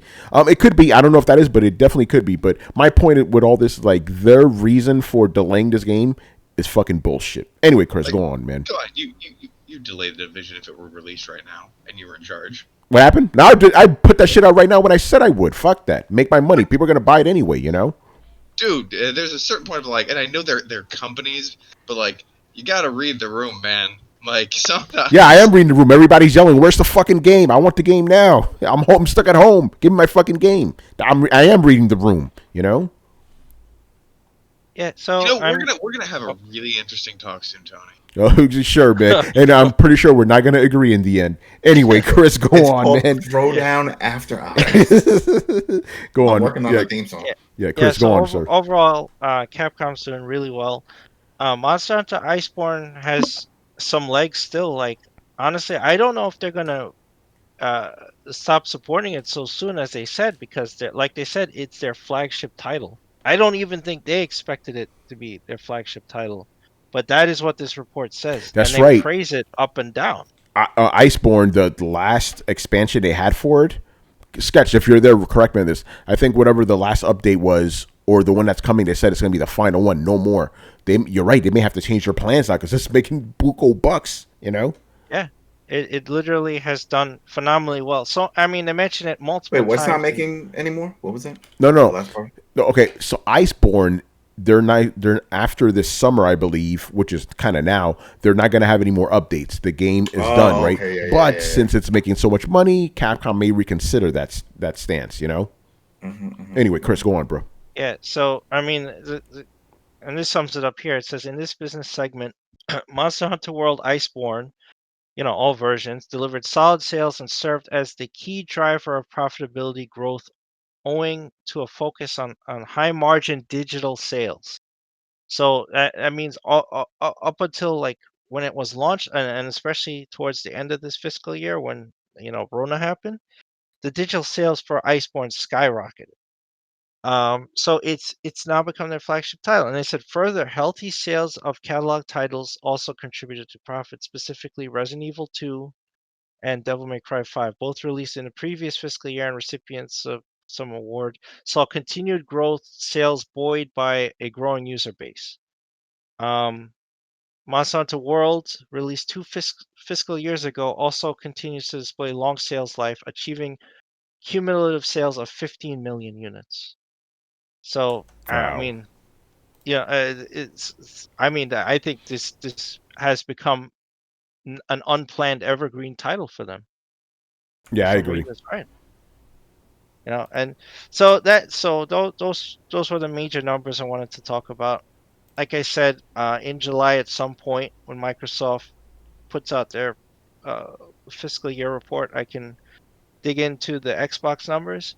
Apparently, I know for the Q3 they said that they had, for what it's worth, 90 million active Xbox Live users. So.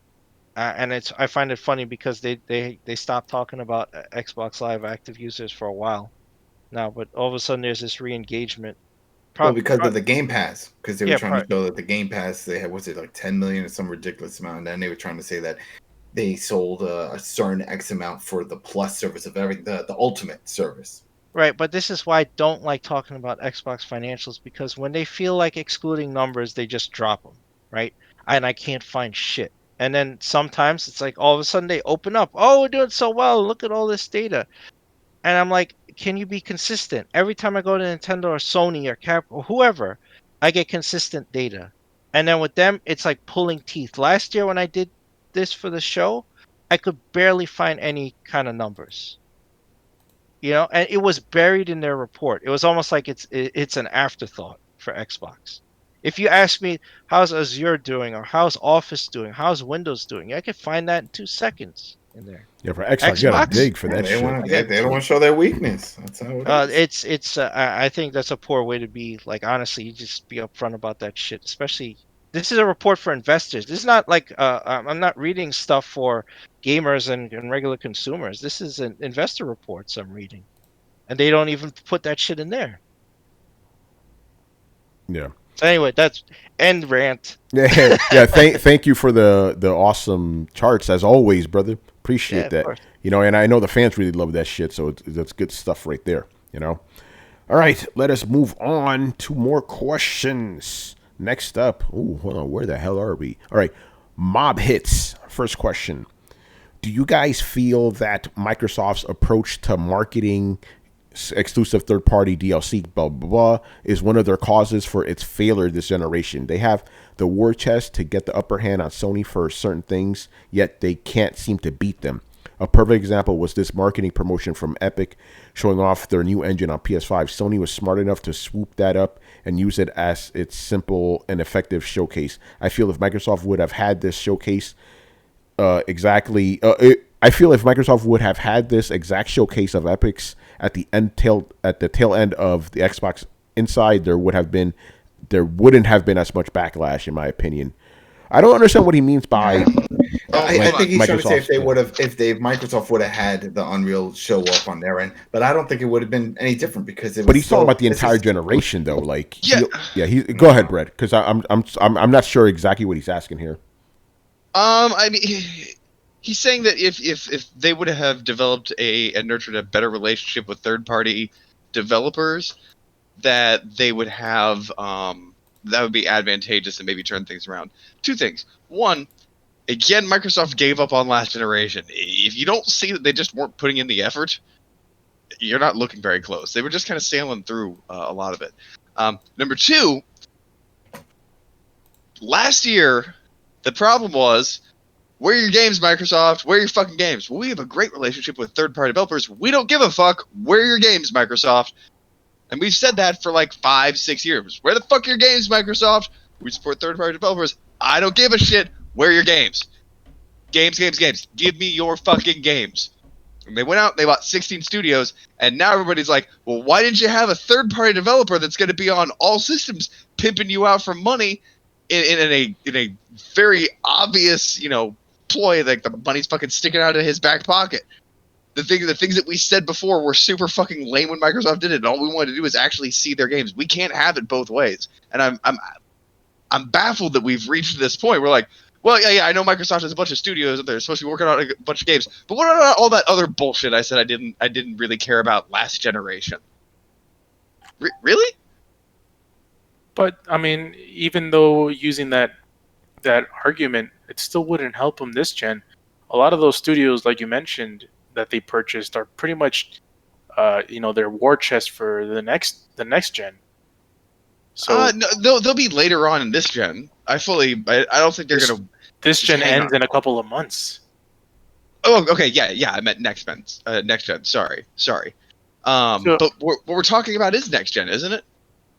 No. He's talking about did it hurt at this gen? Yeah, he's talking about this gen. Did the Unreal 5 engine? No. He snuck. No. He snuck in the Unreal 5 demo at the end, but he's basically asking overall: did their lack of having third-party support or exclusivities, marketing, whatever, hurt them this gen? I think that's the question he's asking.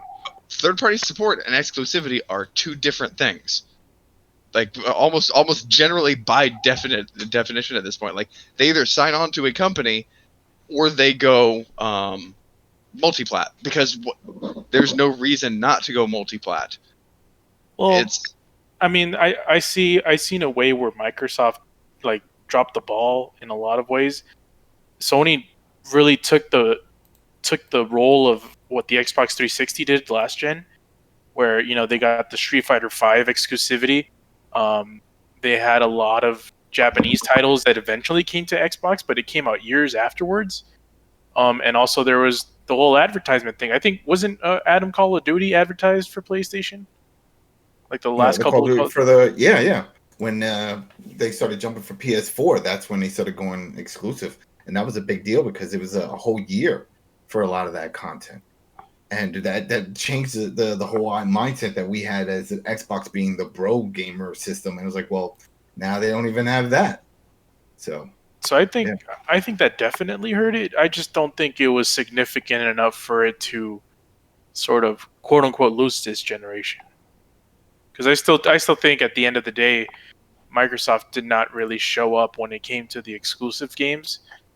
They did release a lot of them. I mean, I want to say a lot of them. They did release a significant amount of them. I just don't think most of them, or a good chunk of them, had an impact into the. What third-party exclusive games were huge last year or last gen? I think I just brought up exclusive content. And I know. Like Call of Duty and shit like that, right? I know. Hold on. Yeah. Okay, go ahead, Brett. You get exclusive content by generally generating yourself, or by paying a lot of money to have it exclusive. The way that people reacted when they paid a lot of money for a third-party exclusive is that people reacted like, "Why the fuck you paying money so that we can't get a game, bro?" That happened. We did not appreciate that. It did not. It flew like a lead balloon. Gamers did not like it. And as for exclusives, like that's first-party stuff. Usually, you buy a studio and have them develop your game. That's not third-party, and that's what a lot of people are a little bit confused about, because it sounds like Sony just keeps the names of these studios, so it sounds like they're doing their own thing. Like, yeah, but they're under the yoke of Sony. It should be that they're just a Sony studio. Sony - whatever your name used to be, because you're a Sony studio now. It's the exclusives that fucking killed it. Microsoft shot itself in the foot by not having a clear brand recognition, not having a clear message, having a system that was half designed to do something that it was obsolete by the time it fucking launched, and not getting a big market share originally, and that caused it to not really have any pull with a lot of developers. So yeah. PlayStation would buy shit for exclusivity rights for little bits and stuff like that, but for the most part, I don't think that's what the deal is with third-party games. So Brett, you came into this your last point like kind of like you were disagreeing with us, but I think you're agreeing with what we just said. Is that right, or maybe I'm misunderstanding what you guys are saying. I'm like, we're saying third party exclusivity deals are nice and all, and it does hurt, but at the end of the day, it was the least of Microsoft's worries. Oh yeah, okay, yeah, we are on the same point then. Yeah, that's pretty much what I'm saying. It's like, yeah, they didn't have like the Call of Duty exclusivity for a year. They didn't have a lot of like, seeing the name of Xbox at the end, a lot of commercials. But at the end of the day, that shit wouldn't matter because they didn't have the games. And I'm gonna say, and Carlos, just jumping off your point, they did have third-party exclusives, but none of those, I'm sorry, they just weren't impactful. They really weren't, Did Sony have any third-party exclusives that were impactful? That's my point. No, I'm talking about first party in this specific instance. Like, them not having good first parties, okay, basically, if they would have had good third-party exclusives, I don't know if I would have helped necessarily, because they didn't have the first. It always comes down to first party at the end of the day, and they didn't have them. Call of Duty shit hurt. I know a lot of people that gave into that because they're big Call of Duty guys, and like we said, no, you're right. I remember, and when they said a full year wait, are you kidding me? I remember. It's interesting how things shifted within one generation. I remember last generation, right, and Manny was there with me when we saw this happen live right in front of us. We were in GameStop, and there was this kid in front of us lamenting the fact that, I wish I could play Call of Duty on my PlayStation 3. And we're like, what are you talking about? You can play it. He's like, no, it's not. I thought it was a Microsoft game because of the commercials, right? Now it flipped. Now I've heard people go, oh, man, I wish fucking Call of Duty was on Xbox. It's like, it is on Xbox. Here's the thing. We threw shade at Microsoft for doing that last gen. Yeah. I didn't, because you got to make your money. That's always bad. You got to make your money. I don't blame any company for doing that shit. You got to do what you got to do. I'm talking for myself, Brett. I'm not talking. I'm talking for myself. I never had a problem with that shit. I feel like if we went back and listened to those things, I could find. No, I've been consistent about that. Yeah, you can find me and you yelling at each other about this shit because you got mad at me for saying that. You said, I'm telling you what happened is you said like, oh yeah, we can all agree on this. We've been saying this. I'm like, I haven't said that shit. And I'm pretty sure me and Adam didn't have a problem with it. Okay, so he asked about the Unreal 5 engine at the end. Like, where does that tie into this topic? Basically, he's saying like, okay, Microsoft didn't do their thing when it comes to third parties, this gen, and it seems like they're not going to be doing it next gen. I think that's what he's trying to, get at, with that specific Unreal mention. I think. I don't see the thing. Most third-party games have also come to the Xbox. Yes. It's not that they did terrible last year. It's that the spotlight was just on Sony, and Microsoft's over the corner going, well, we've got them too, and everybody's like, shut up, we don't care. I mean, yeah, Unreal 5 is going to be on Xbox. It is, and that's the thing. Like, Xbox is, because of the way it was launched before, it's always been a little brother. Like, get the fuck out of here, get the fuck out of here. I look at it as a consumer, and I try and be critical of myself and be like, man, I can't have my cake and eat it too. I can't sit there and be like, well, Microsoft doesn't have enough first-party support, and when they buy a bunch of studios and try and commit vocally to making more of those games that we were just bitching at them about, we're like, well, yeah, but Ubisoft didn't do a presentation on your part that actually meant nothing for your system, but it was just a bunch of smoke and mirrors. We really want that. Microsoft's like, that was exactly what you didn't want last generation. That's what you fucking ragged on us for, is that all we did was hype up third-party games because we didn't have anything of our own.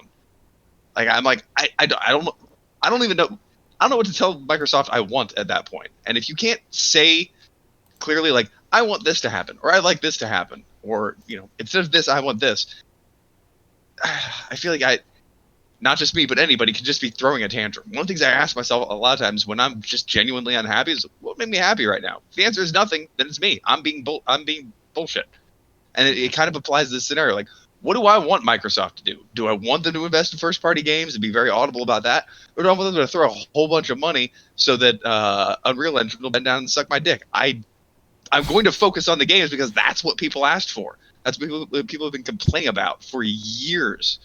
And this isn't a defense on Microsoft thing. This is just me trying to be a responsible consumer, and maybe that's not important because at the end of the day I have money. But like, what would I expect Microsoft? What would I want?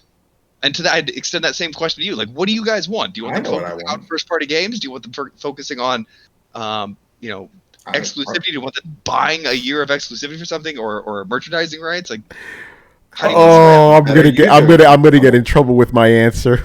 Oh, I want to hear Adam first. Okay, go ahead, Adam. You go first. I want a better user interface. I want them to go back to the way it used to be, where it was just easy in your face, wherever you want to get to, you can get to, instead of all this. Oh, I want a Chivo look up the Chivo list. Oh, open up this app. I want to do a group chat. I gotta open up a different app. It's too much bullshit. Too many windows. Too many things. It's too cluttered. I want a better interface. I want more first-party titles. That's what brought us to the table for a lot of people. When it came to Gears, and especially when they brought in Forza, I know it's got a little third-party thing, but that's still theirs. Of course, Halo, and a few other little things that they had. Just bring more of that. They don't have to go the route again, and I feel it's dirty practice of what they did before with the 360 of getting exclusive content and for like 6 months or a year, because eventually it'll bite you in the ass, because then Sony or somebody else will come along and start grabbing other content. And we saw that with Call of Duty when he started doing that shit. Don't want to see that anymore. That just divides the community, and it doesn't help the publisher, especially when they're trying to do the cross-play just to keep the servers up online, because they're like, all right, we want to keep these up. People have been dying out, but we know it's going to launch on this other console, so it can really turn things off. What do? It would have been better if they all launched at the same time and they were all talking together. So I hope that becomes a thing of the past, and that's it. So I just want a better interface, some more exclusives just in-house, just to see what they can come up with. And that's it. That's all I want. Not a lot. All right. Brett, you could take over this little segment since this is your question. You could select who you want. Okay. Carlos, I'd like to hear your answer. Oh, my bad. What happened? I said I'd like to hear your answer. Which is your Motherfucker. Yeah. So I think that the last thing Adam was talking about, what he wants on Xbox console. Mm-hmm. Yeah, well, that was kind of the question is, what are you looking for in the new Xbox console? Yeah. What are the key things for you that you what's the answer? Since it seems to be all over the place. If I want more games, or I want them to support third-party studios, and this and that and the other, what does Microsoft have to do to be making the right moves in your eyes? And it's just limited to the console. Just the new one that's coming out. No, the console. Yeah, the new one that said the console, the reputation with third parties, like whatever. Like my thing is to put it in perspective. I look at it like last year we yelled at them for not having enough games and relying too hard on third-party developers pumping their shit like it was some sort of exclusive and not having enough of their own fucking games. We like quit touting third-party games. We want first-party games. And now when they're focused on first-party games, we're like, why are you not touting third-party games? Why are they not? So it's one of those. Well, I think we're asking for different things. So what do you think we should be asking for? What do you think is right? What would make you happy? Just to go back to that one point where you're saying people are touting first-party games, but then people are going to complain about third-party games and vice versa. I think the reason why that's happening is because neither one of them are doing the cut. So it's like if people aren't supplying like Nintendo, let's say Nintendo with the Switch, like people aren't complaining about third-party because they're killing it with a first-party thing. So no one's even going to think about that. So if Nintendo wasn't killing it with a first party, people would have been, so where's the third party? So because they're just looking for something, that could potentially prop them up. And I think Microsoft is just struggling on both counts. And as far as I'm concerned with what would make Xbox sort of get back into my good graces, it would be get all the studios that were announced, that were like Obsidian, Double Fine, all of those studios and the new one release great games. Like just even if it's just them, if each one of those studios releases one great game next generation, then that's enough for me. Because quite frankly, PlayStation, that's what they did. They didn't release a ton of great games like Spider-Man, God of War, Uncharted, and I'm struggling to think about other ones, but it's not that many when you think about it. But so what? Am I correct in hearing then that there's nothing that they can do right now, that they're going to have to prove themselves in your eyes, and that's going to take time? Yeah, because I feel like that's where a lot of people are. Like, there is no correct answer for Microsoft right now. They're just the whipping boy, and I kind of fucking get it. Like, everybody's got to rag on somebody. Everybody fucking gangs up on the kid in the playground that's already getting picked on, and people dogpile. But like, the answer that I'm hearing from you, and I think that the answer we're going to hear from a lot of gamers is, there's nothing they can do. I'm just going to rag on them for every little thing that they do until either A, I'm so impressed by what they do, or B, other people stop ragging on them. I mean, and I'm one of the people that play all their exclusive games. I played Sea of Thieves. I played Halo. I played Gears 5 and Gears 4. I played Cuphead. I played all those games. So and Ori. I beat Ori Will of the Wisps this year when it came out. So it's that's why I kind of jumped to you. You're the most Xbox friendly, and it's interesting to hear you say like they're gonna have to prove it to me.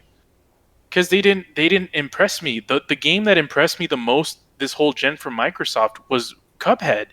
And it's like, is that even, Halo was, and I talk about this almost every week, Halo was my favorite franchise growing up, and now it's just an afterthought. I don't really care about Halo like I used to. It's not even close. Like, I know I'm gonna call someone out real quick. Adam. Oh. As much as you profess your love for Gears, I'm pretty sure you're not as big of a Gears head. I am. I'll keep playing them, and I love it. I told you I love this one, and I was playing it nonstop with my buddy. We had the whole schedule thing, but if we didn't have the schedule did thing, you beat it? Would have. Yeah, we beat it. Okay. And I got the Chivo to prove it. So we beat it. We beat it. I'm invested. And go ahead. And we went and we spent hours in the Horde mode. That was our favorite mode for the multiplayer and some other buddies. But by the way, who else did you play Gears 5 with? I played with you. Adore. We did some of that. There you go. I'm telling you, I'll always support Gears. Gears made me so happy. Just thinking about it makes me. I'm gonna start crying. Or maybe I mean. Yo, by the way, I love the way Adam says it's not Gears, it's Gears. You know. Yeah, Gears. I mean, this motherfucker's crying and shit. See what you did? No, these are happy tears. Happy tears, though. Gears, love Gears. I'm telling you, Gears. For life. You crazy. Sure. Yo, I got the Gears. Yo, with the tattoo. Show the tattoo. Show the tattoo. Look at that. Come on, son. Look at that. For life. For life, man. Now he got that shit at a carnival this afternoon, man. This shit ain't real. It's a fucking sticker. That was an awful lot like Sharp. Yo, his fucking kid drew it on there just before the show. What is this, Daddy? Yo, what is this? Just shut up and paint. Anyway. I'm trying to figure out this well since Tony handed it to me. Chris, I want to hear your answer before Tony/Manny jump in. Are we like the same person? Tony It's like part A and part B. No, yeah, Manny and I have the same, gaming taste. Brett. Go ahead, Brett. I know. I agree. Yeah, go ahead, Brett. Yes, this is your segment, bro. So Chris. just the question is what Microsoft can do this gen to improve their chances. Well, not even this gen. No, what would get you hyped? Doing right now? Yeah, what would you like that would be like, oh shit, I need to play this? What could Microsoft do to get you back in their good graces and shit to pull you in? I don't know. I can't really think of anything. Would it be a social thing? Then if it's not the console, would it be like, let's say if we all decided, fuck this shit, we're switching, this is it. Would you do it?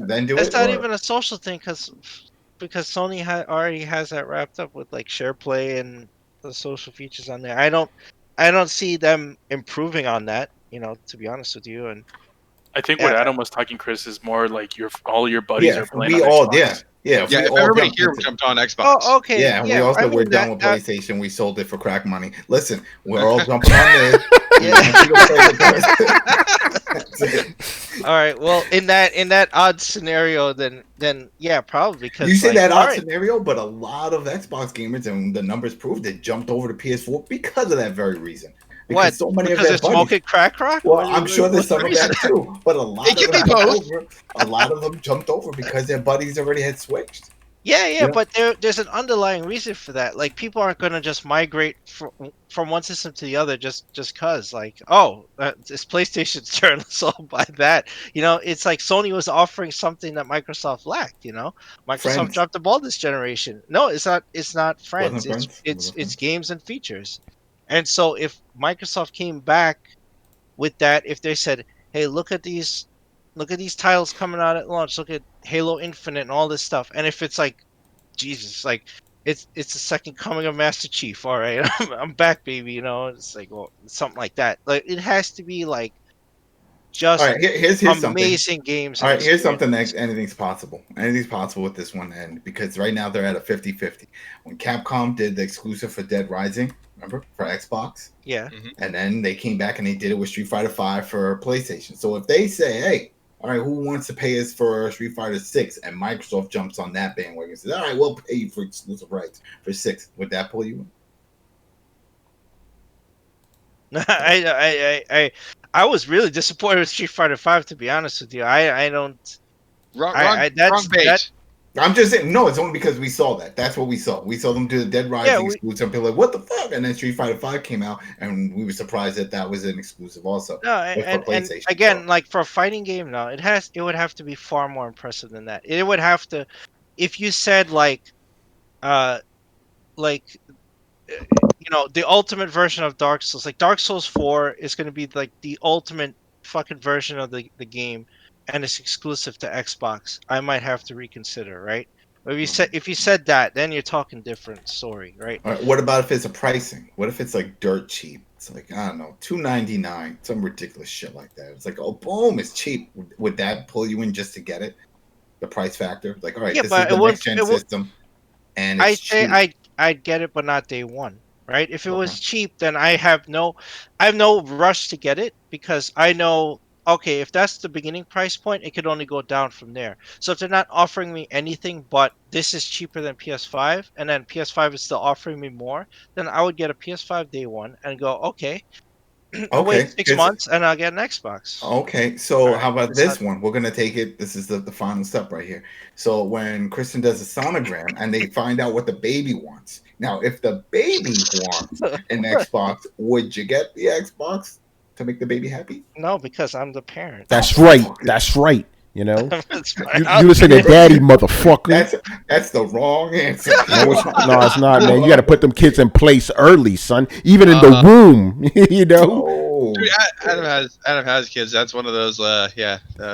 Plan never survives. Yo, I can just imagine Chris Yeah. going up to Kristen's belly. You better listen to me, motherfucker. You gonna listen to me when you get out there. That's You know, right. I'm the I- fucking I- boss of I- my I- house. in my house. when that kid comes out and starts crying, You gotta get him and early, you're- son. You gotta get him early, son. And then she's like, "You going to the fucking store right now, and you getting your baby what he wants, and you're gonna do it. You are going to do it, and you're gonna be playing Roblox and Minecraft, and Yo. shit like, and you're gonna look at me. Chris, I'm don't be like I'm Adam, man. Stand your ground, son. Oh man, she loves that shit. Anyway, go on. Adam's like the old, like that bearded old man standing at the road, be like, "Don't go there!" Don't be like me. Yeah, exactly. I was so surprised that she enjoyed the Streets of Rage 4. And we played that and we beat that because that's not her game. She likes the Roblox and Minecraft and all that stuff. Remember, you're a father. You got to teach her this shit, man. Yeah. You lead by example, bro. Anyway, Chris, go on, There you man. go. And then she Yeah. rebel, and then they all rebel. Oh yeah, that'll happen. Your games are crap. Yeah, that'll happen. So enjoy now, Adam, while you can. I love Tommy. I'm leaving with him.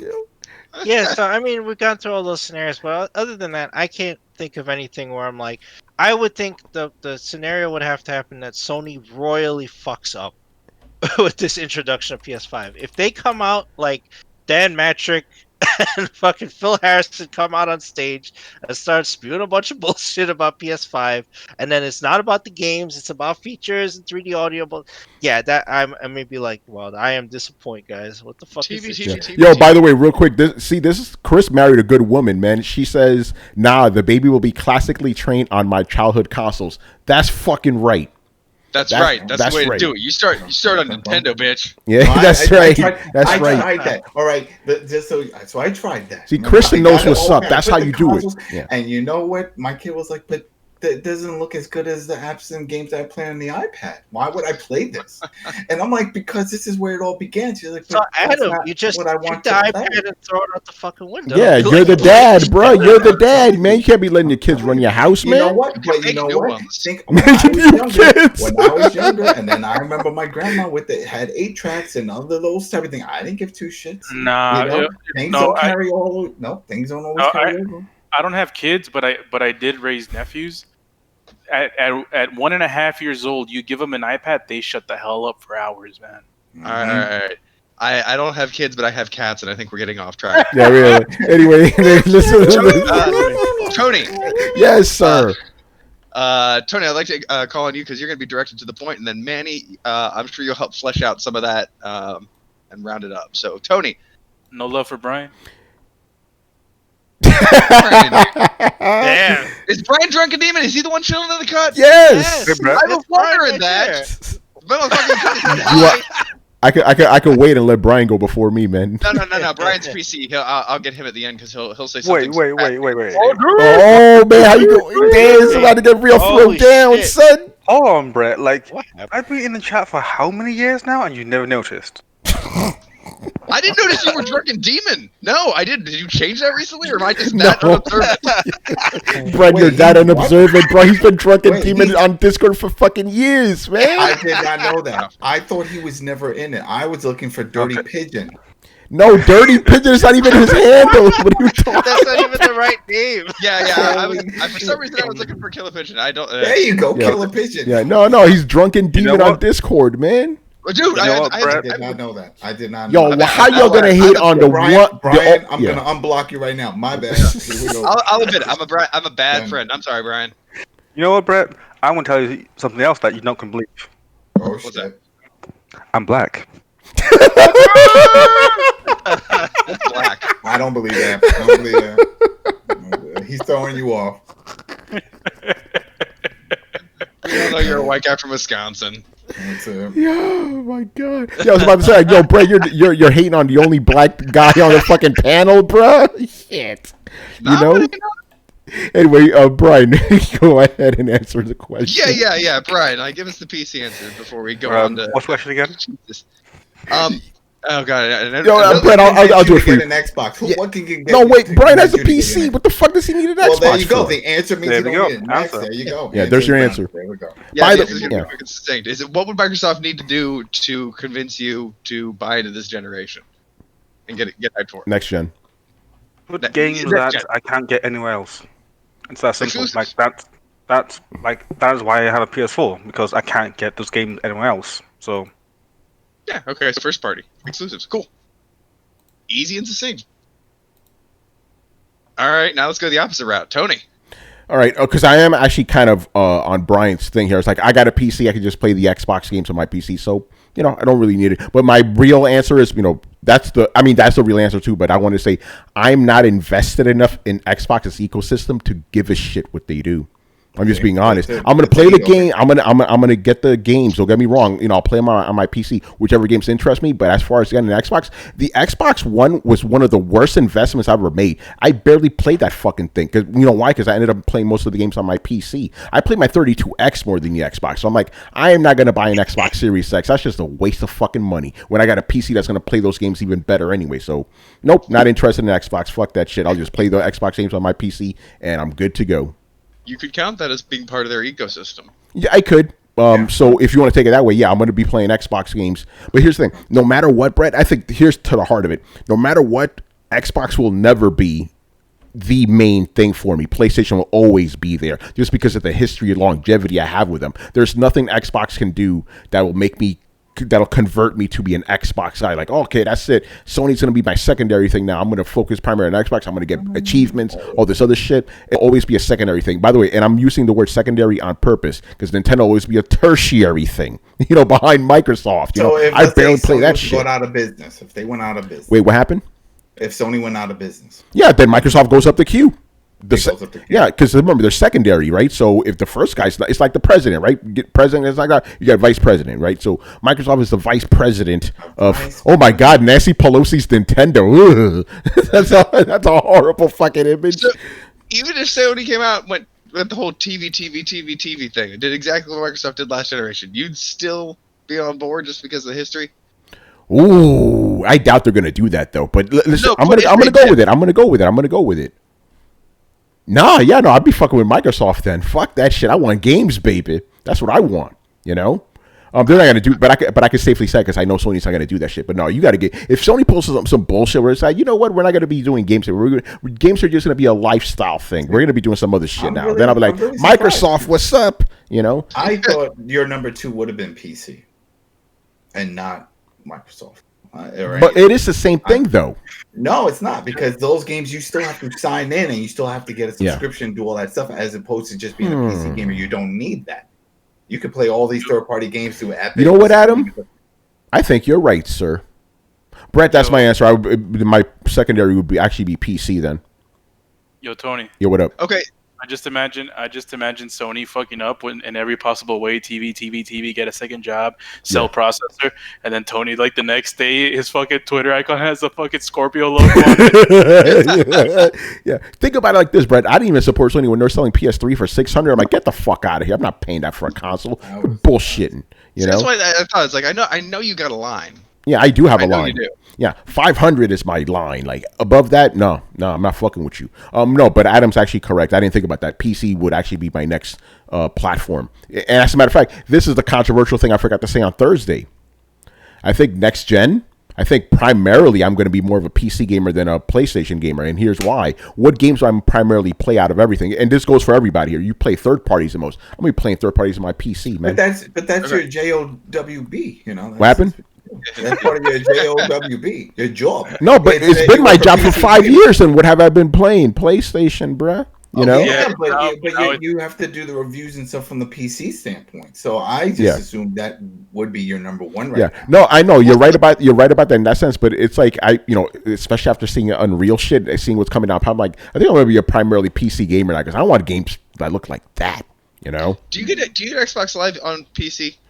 Oh yeah, No. you do. You still have to pay for it, don't you? I mean, I'm paying for it. I'm paying for it right now. For it. Yeah, I'm paying for it right You now. still have to pay for it if you want to play. No, but Brian's right. If you are only playing on your PC and you want to play against other people, you don't have to. No, PC no. But if you want into the ecosystem, yeah, you have to. Yeah, and see that's the thing. That's where you draw the line. Actually, the minute you subscribe to Xbox Gold or Xbox Live or whatever the fuck on your PC, you're considered in their ecosystem. Yeah, because you're buying a weekly, you're buying a monthly subscription, and you're in their system. So even if you have a PC, if you download that service-based, whatever, then it's part of the ecosystem. That's where I draw the line. Okay, so Brett, to answer your question, I'm already part of the Xbox ecosystem. Are you using Microsoft or are you using like Epic's Game Store? All of them. I've seen two, man. Like a PC doesn't count as, a PC won't count in my mind as in the Microsoft ecosystem until you get their service. Once you get their service, that's the equivalent of being like, okay, they're in our ecosystem. Yeah. Yo, I wanna do an experiment. I don't know how much time we can do this in. Adam. By the way, we still got 5 more questions from the fans, so we better move it along. We got to get Manny's answer too. Yeah. This will be quick. Adam, do you know in your profile on Xbox where it would tell you how many years you've been on it? Like mine's just said too long. All right, keep going. Yo, bro, chill. I don't see it anymore. Oh, I gotta look.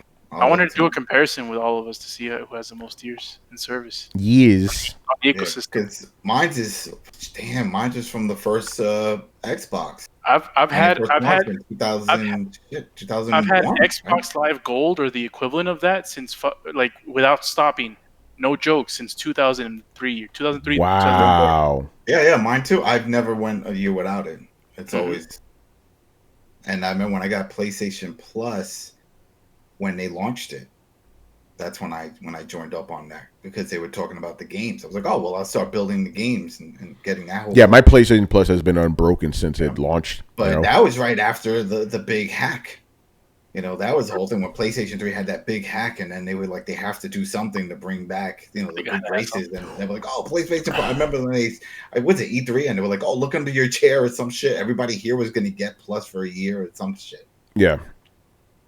But, anyway, Manny, go ahead and answer the question, then we can move on. So what was what can Xbox do to get you to buy their system? I don't know. I mean, just show me something that impresses me that I would want to buy. I mean, I've been kind of waiting for years for them to show me something that would show me multiple reasons why I should have an Xbox. And as of yet, they still haven't gotten there yet. And there's what I call little little spikes of interest, but not enough for me to throw down some cash and buy a new throw down some cash. Yep. So that's what it is. It's just show me something that would make me want to buy this console, and that's mostly games. And it's like in a world where there's essentially third parties that are on everything. What are the main exclusives that you have that make me say, okay, this is the reason why I want to have this thing. And me, I'm not like a big shooter fan. I respect the Halo franchise, but it was never really something I really cared for. Gears of War was probably one of the ones that would almost made me buy an Xbox, but I couldn't find any other reasons why I should have one. So, next generation, what do you got, Xbox? And that's what I say every single year. What do you got, Xbox? All right, there you go. All right, man, let's move on here to the next question. And it is also from Mob Hits. With these next generation systems coming out relatively soon, is it possible Nintendo will feel some sort of pressure to change direction and maybe start investing in a better performing system closer to what's coming out? Also, what's Nintendo's strategy for this upcoming year? They've been extremely quiet. The first one, no. Nintendo can't hear your concerns through all their money. Yeah, Nintendo doesn't give a fuck about your concerns. They have the worst online service out of all of them, and they're still killing it. That's the exactly. funny part. So it's like they have like Nintendo ain't fucking changing. They essentially have the weakest of the consoles, the worst online, but yet people still want to buy that shit. That's what you call a rope-a-dope. Oh, dude, I'm telling you, it's not a rope-a-dope. I am so happy with my purchase of a Switch. This is one of the best gaming purchases I've ever made. Man, you don't cut them off. Brett, go ahead, man. Switch is one of the best gaming purchases I've ever made. Ain't no rope-a-dope. Yeah, the AP dude made my Switch. Yeah. Valuable. By the way, Manny. By the way, Manny, it is conditional because to me, even though I had to buy one kind of for my job, it is a robot. I barely use my Switch. I use my Switch more than Xbox. But dude, when I open up my Switch to this, it was a couple weeks ago. I hadn't touched it for like fucking 6 months. I barely touched the fucking thing. You know. Here's the thing. What happened, Brett? I play more than my PlayStation. I don't know. I barely played it. I said I play more than my PlayStation. Damn. But I'm going to say this. The one thing about it is, and again, it's the deciding factor. It's got games that people want to play, and that's the thing. People don't give as much as people say they give a shit about graphics and shiny shit. In the end, are the games fun to play? There you go. Yeah, that's it. You have a whole. Literally, they have they literally can pick and choose. Pick the good games from the past, report them onto the new thing, and then put out some other new fun games on there. So I can see why people buy it, but see, officially, it's like officially online, and what was the other thing we were talking about? Even just like the power of the system are almost secondary. Because it's got games that people want to play. That's it. it. I was playing Diablo 3 on it. That was awesome. And Nintendo continues to prove this every single time. With the exception of the Wii U. The Wii U, yeah. I was about to say, yeah. That was marketing confusion. Yeah, you're right. Because think about it like this, right? All the games, the big games on the Wii U, where can you play them now? You can play them on the Switch. You know, that goes to show you right there. It's all about games, man. I just find it funny how Xbox released the quote unquote most powerful system ever, and it's getting trounced by this piece of shit Nintendo system. It's hilarious. I mean, the problem with it is it's because it didn't launch with one of those games that essentially showed you why you needed to own the most powerful console on the market. What on the Xbox One X is that one thing that says yes, this is what this thing does, and this is what it does. There's nothing that does that, right? Yeah. Meanwhile, all Nintendo has to do is announce Zelda, and motherfuckers are literally fainting. They just say Zelda. They just say three things. They say Zelda, Mario, Animal Crossing, Pokemon, Smash Brothers. That's it. That's all people care about, man. You know. You got Mario, you got Metroid. See, here's the thing. They haven't said Nintendo has the game. Here's the thing. No. Even despite my own feelings about Nintendo, they have the games people want. That's why they're successful. It's as simple as that. They have. Go ahead, Brett. Oh no, I was agreeing with Tony. Yeah, they have the games. They have the games that people want, and then they make new games that people will want too. One thing I want to point out, Tony. You mentioned you're kind of basically dyed in the wool.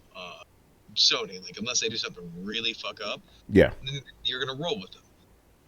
Nintendo's kind of the same way. I agree. I know not to you, but because Nintendo goes back to dude, I got my first Nintendo when I was 3. There is some brand loyalty. There's no way around it. They're a company that I've been fucking with since I was a kid. But at the same time, there's this weird good grace Nintendo earns, and you'd think it wouldn't be there because they seem to not listen to their customers and sit in their ivory tower, and they do. They do. They're like an absentee father who fucking spends all his time in the study, and then he fucking comes out and gives you a new bike. Every time that they come out with something, it's generally gold, and so people put up with the whole man, they're not really going to listen to us because they don't need to. They're like a genius diva artist. They're going to go in their dressing room and demand all green M&Ms, whatever. So I have a question, Brett. How is this any different with the way you see Sony? Because the way Sony, a lot of the way Sony, you've explained the way PlayStation and Sony has been acting is very similar to the way Nintendo acts in general. Nintendo seems absent. Nintendo doesn't seem malicious or spiteful. I've seen Sony kind of almost hit that edge a couple of times, but the big reason is Nintendo gives me fresh new games every time. This Animal Crossing ain't just old Animal Crossing plus a new couple of skins. Sony has been recycling its good graces for too long, and quite frankly, it's grown stale in my eye. Nintendo, at least when they come out with something, Breath of the Wild, brand new experience. It's okay for them to fuck you in the ass as long as it's okay for them to fuck you in the ass as long as they give you something new.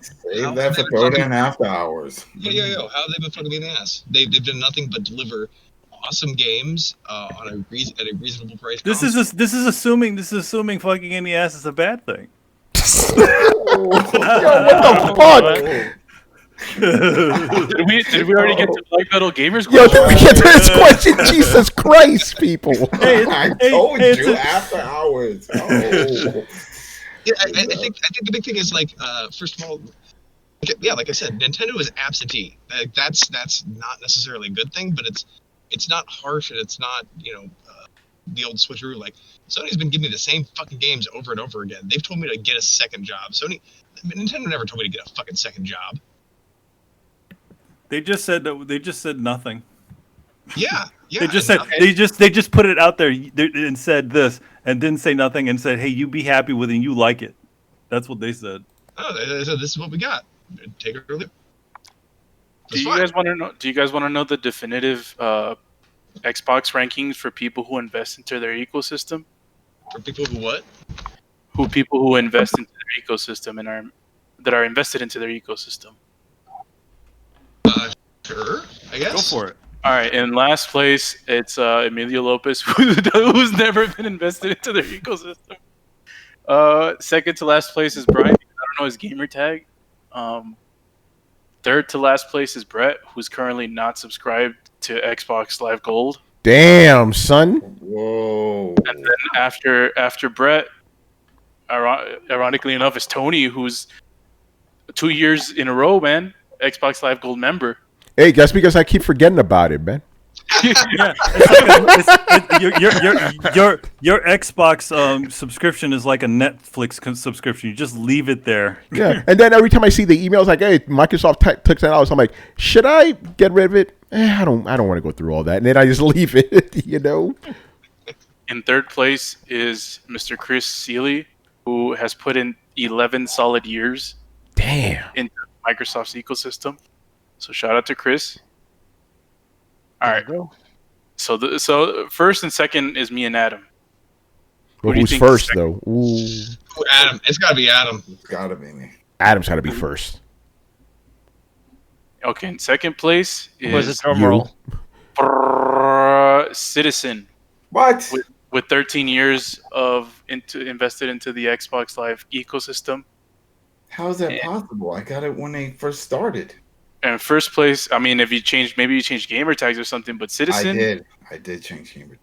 Citizen is 13 years, and Eurocar 9, 15 years. Damn, man! I did change. Yo, man, old Adam fucked up. Yeah. That must be.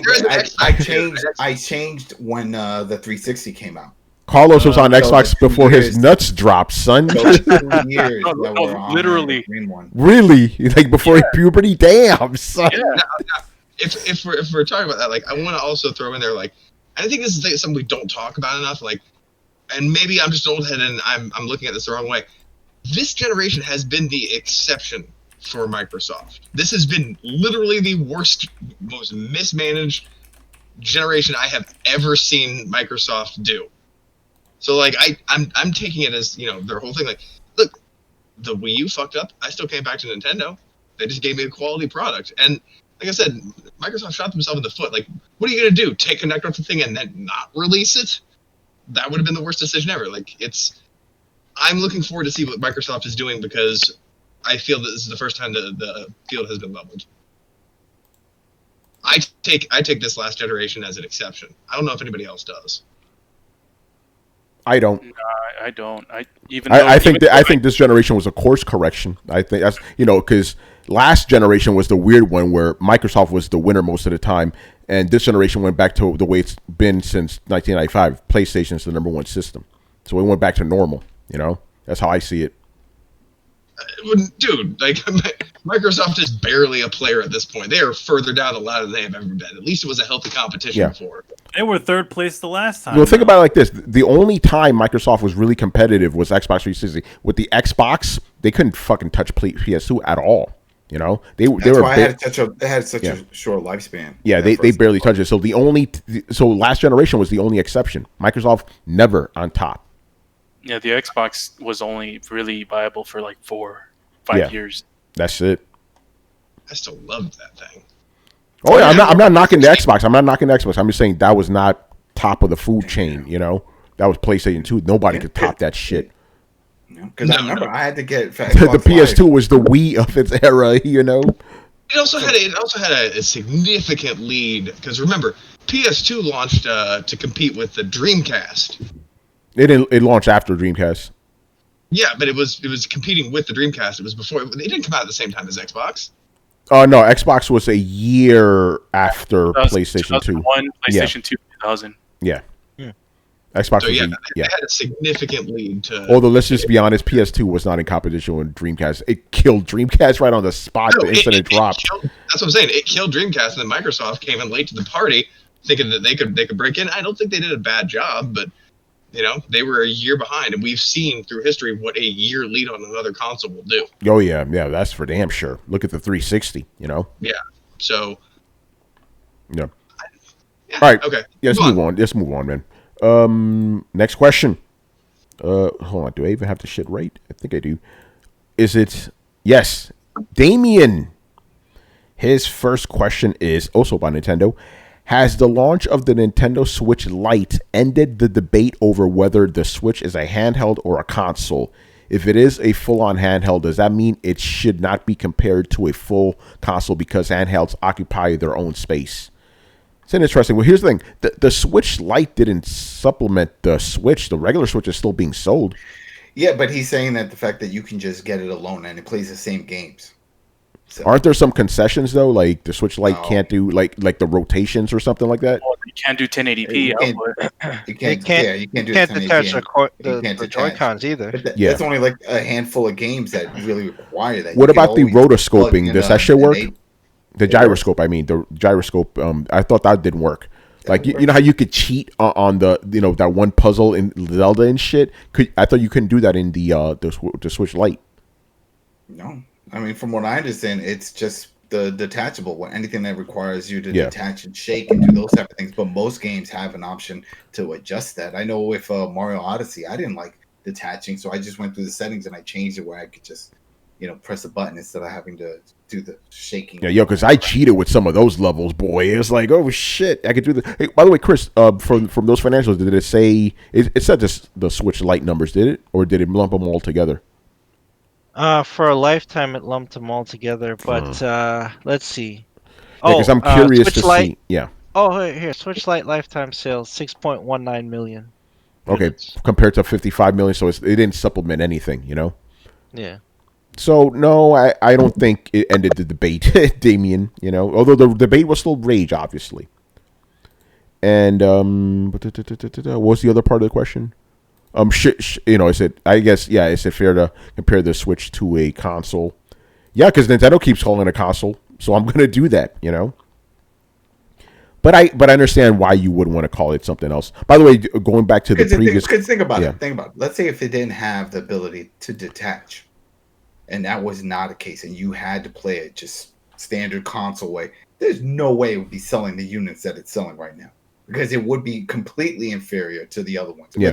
It's weaker. It doesn't play as good. Look at the interface. Online. Come on now. I do want to add this now that I think about it, right? Because I still think it is fair to compare the Switch to the current gen consoles just because they do have some similar games. I don't think it will be fair next generation. Dude, when next generation drops, you ain't going to be seeing no fucking Valhalla on Switch, shit like that. I think that's going to end. So then it really will be occupying its own space, even though you could theoretically. What happened? Say that again, Brett. So that's the point. It's not trying to compete with. It's not at all. Yeah. The next gen system. It has been trying to compete with current gen systems. Nintendo does its own thing, man. They really do. Oh, by the way, Oh, go ahead, Brett. Sorry. Go ahead. It'll work. And then here's the thing I think a lot of people misunderstand, and I hate to give any credence to their blue ocean strategy, but if you think of it, Nintendo has always wanted to be your second console.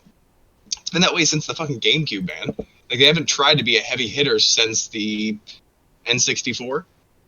At that point, they knew that when Sony beat them and came out with the PlayStation 2, they saw the writing on the wall, and so they decided they're going to be everybody's second system. And the weird thing about that is it fucking works. You're going to buy an Xbox or a PlayStation, one or the other. But then a good amount of time, you're also going to buy a Switch. And if they're everybody's second choice, they actually capture a much larger market share. So it's not that they're trailing behind or never going to be able to compete with the big guys. They don't want to. If they compete with the big guys, they actually lose money. Because then even if it were a 50-50 split, right? 50% of the people bought Xbox, 50% of the people bought PlayStation, 70% of the entire marketing, or the entire, God damn it, I'm forgetting the word, customer base, Nintendo's then aiming to get 70% of that. They're not going to get that, even if they're, competing head to head. So they get a much larger market share just by sitting back and being your second system. And that's the strategy that I think a lot of people aren't looking at when they look at Nintendo. Like, how are they going to compete with Sony? They don't want to. They don't want to at all. I find it funny that even though Nintendo's not trying to compete with the big guys, they already surpassed Xbox One sales with the Switch. And see, the thing, nobody in there bought a Switch instead of an Xbox. That's just Xbox sucking on its own, and everybody buying a Switch to go with their PlayStation. Yeah. Or their PC. It's pulled an incredible amount of PC users into the crowd, which you think is funny because there's PCs can do such amazing stuff, but they are very grounded, and playing a simple game on the go is something people enjoy. So they're dipping their toes in all the pool, and they're making more money doing it. And so I think the inherent question of when people compare them, I think you're comparing apples and oranges. You're comparing, a steak to mashed potatoes. Sure, a lot of people like a steak with their mashed potatoes. Some people like chicken with their mashed potatoes. Some people like a salmon dinner with mashed potatoes. Some people just like a side of mashed potatoes. Can you stop talking about food, please? Thank you. I think if the big boy consoles are steaks and a Switch is like a hot dog. Hey, that's a good one. Damn, that's not even a side, man. You're comparing it directly, and I feel that's unfair. It's not it's not. I mean, a hot dog. So you can eat a steak and a hot dog. Really? Yeah, that's your dinner? You could eat a steak and a hot dog. I don't think I think it's just at the same time. I think it's just something on its side. It's like you can either have a steak or you can have a hot dog. A hot dog. Again, you're directly comparing them, and that's the opposite of the thing that I've been saying this whole time. Is they're not a direct comparison. Switch is the fries, man. No, very few people own just a Switch. Very few gamers own just a Switch.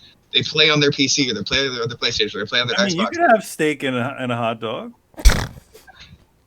You are a weird diner, man. We got booty bandits, steak and hot dogs. What? Yeah, man. Well, Brett, I think the irony is it may be more true now than it was in the last two generations that people own just a Switch. Oh, it is. It is. It's funny because when they were trying to do Blue Ocean, they failed incredibly bad, and I'm not sure if they just gave up and then succeeded. What's funny is Blue Ocean, they didn't even realize it with the Wii. They started touting that stuff with the Wii. The Wii U was the culmination of Blue Ocean, and we see how well that did. So it's come about where they were like, okay, we'll accept that we need to fit in somewhere with people's ecosystems. They're already in Sony or Microsoft or PC gamers or whatever, so we'll fit in here. And then surprisingly, adopting that kind of mindset and then just putting out games, they have actually surpassed Xbox and then have become in probably many more households than the Wii U, even altogether, their sole system. Like, they'll actually have 2 hot dogs for dinner instead of a steak. Yeah, there you go. I can see it. My point was on the it goes along with everything, and I don't think that. I think if you took a tally of people who owned a Switch, you'd find very few people who own it just as a Switch. And I completely agree with Chris. I feel like Nintendo almost accidentally stumbled into it. They preached Blue Ocean for years, didn't know how to do it. Then it finally worked. And then it accidentally stumbled into it. So like, And- I'm not giving them credit for it working. I'm just saying that's the best way to describe it, even though they did it on accident after trying to do it intentionally and failing for years. Hilarious, ironic, but somehow it's where we ended up. Worked. I'll say this too. They probably have way more active users than they ever had, even in the Wii. The Yeah. Wii sold more units, but I remember there was constant talk when I was there about re-engaging people and people just playing Wii Sports and giving up. People were disconnecting their Wiis and just throwing it in the closet. Like, all right, I'm done. I played Wii Fit or whatever. That's it. They're one and done. The Blue Ocean went the wrong way. It courted people who are just like, I only like this one thing, and you couldn't get them to purchase anything else. They're done. I don't think that's the case with the Switch at all. And with the Wii U, people just avoided it altogether. It's like, I did. Right? Yeah. So did I.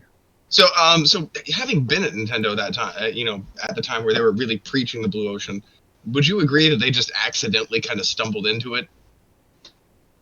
In the current iteration, or do you think it was at least somewhat planned? No, I think they were trying to do the opposite of what they were doing before. Like the Switch was the promise of the Wii U finally realized. What they wanted with the Wii U, they finally did it. That whole thing with the tablet add-on was supposed to be the portable system, and they couldn't make it work. So it didn't do anything that it was supposed to do. And it still was tied to a system. They were still adopting a lot of the Wii mantra, motion controls and whatever. So they were on the completely wrong path from the beginning.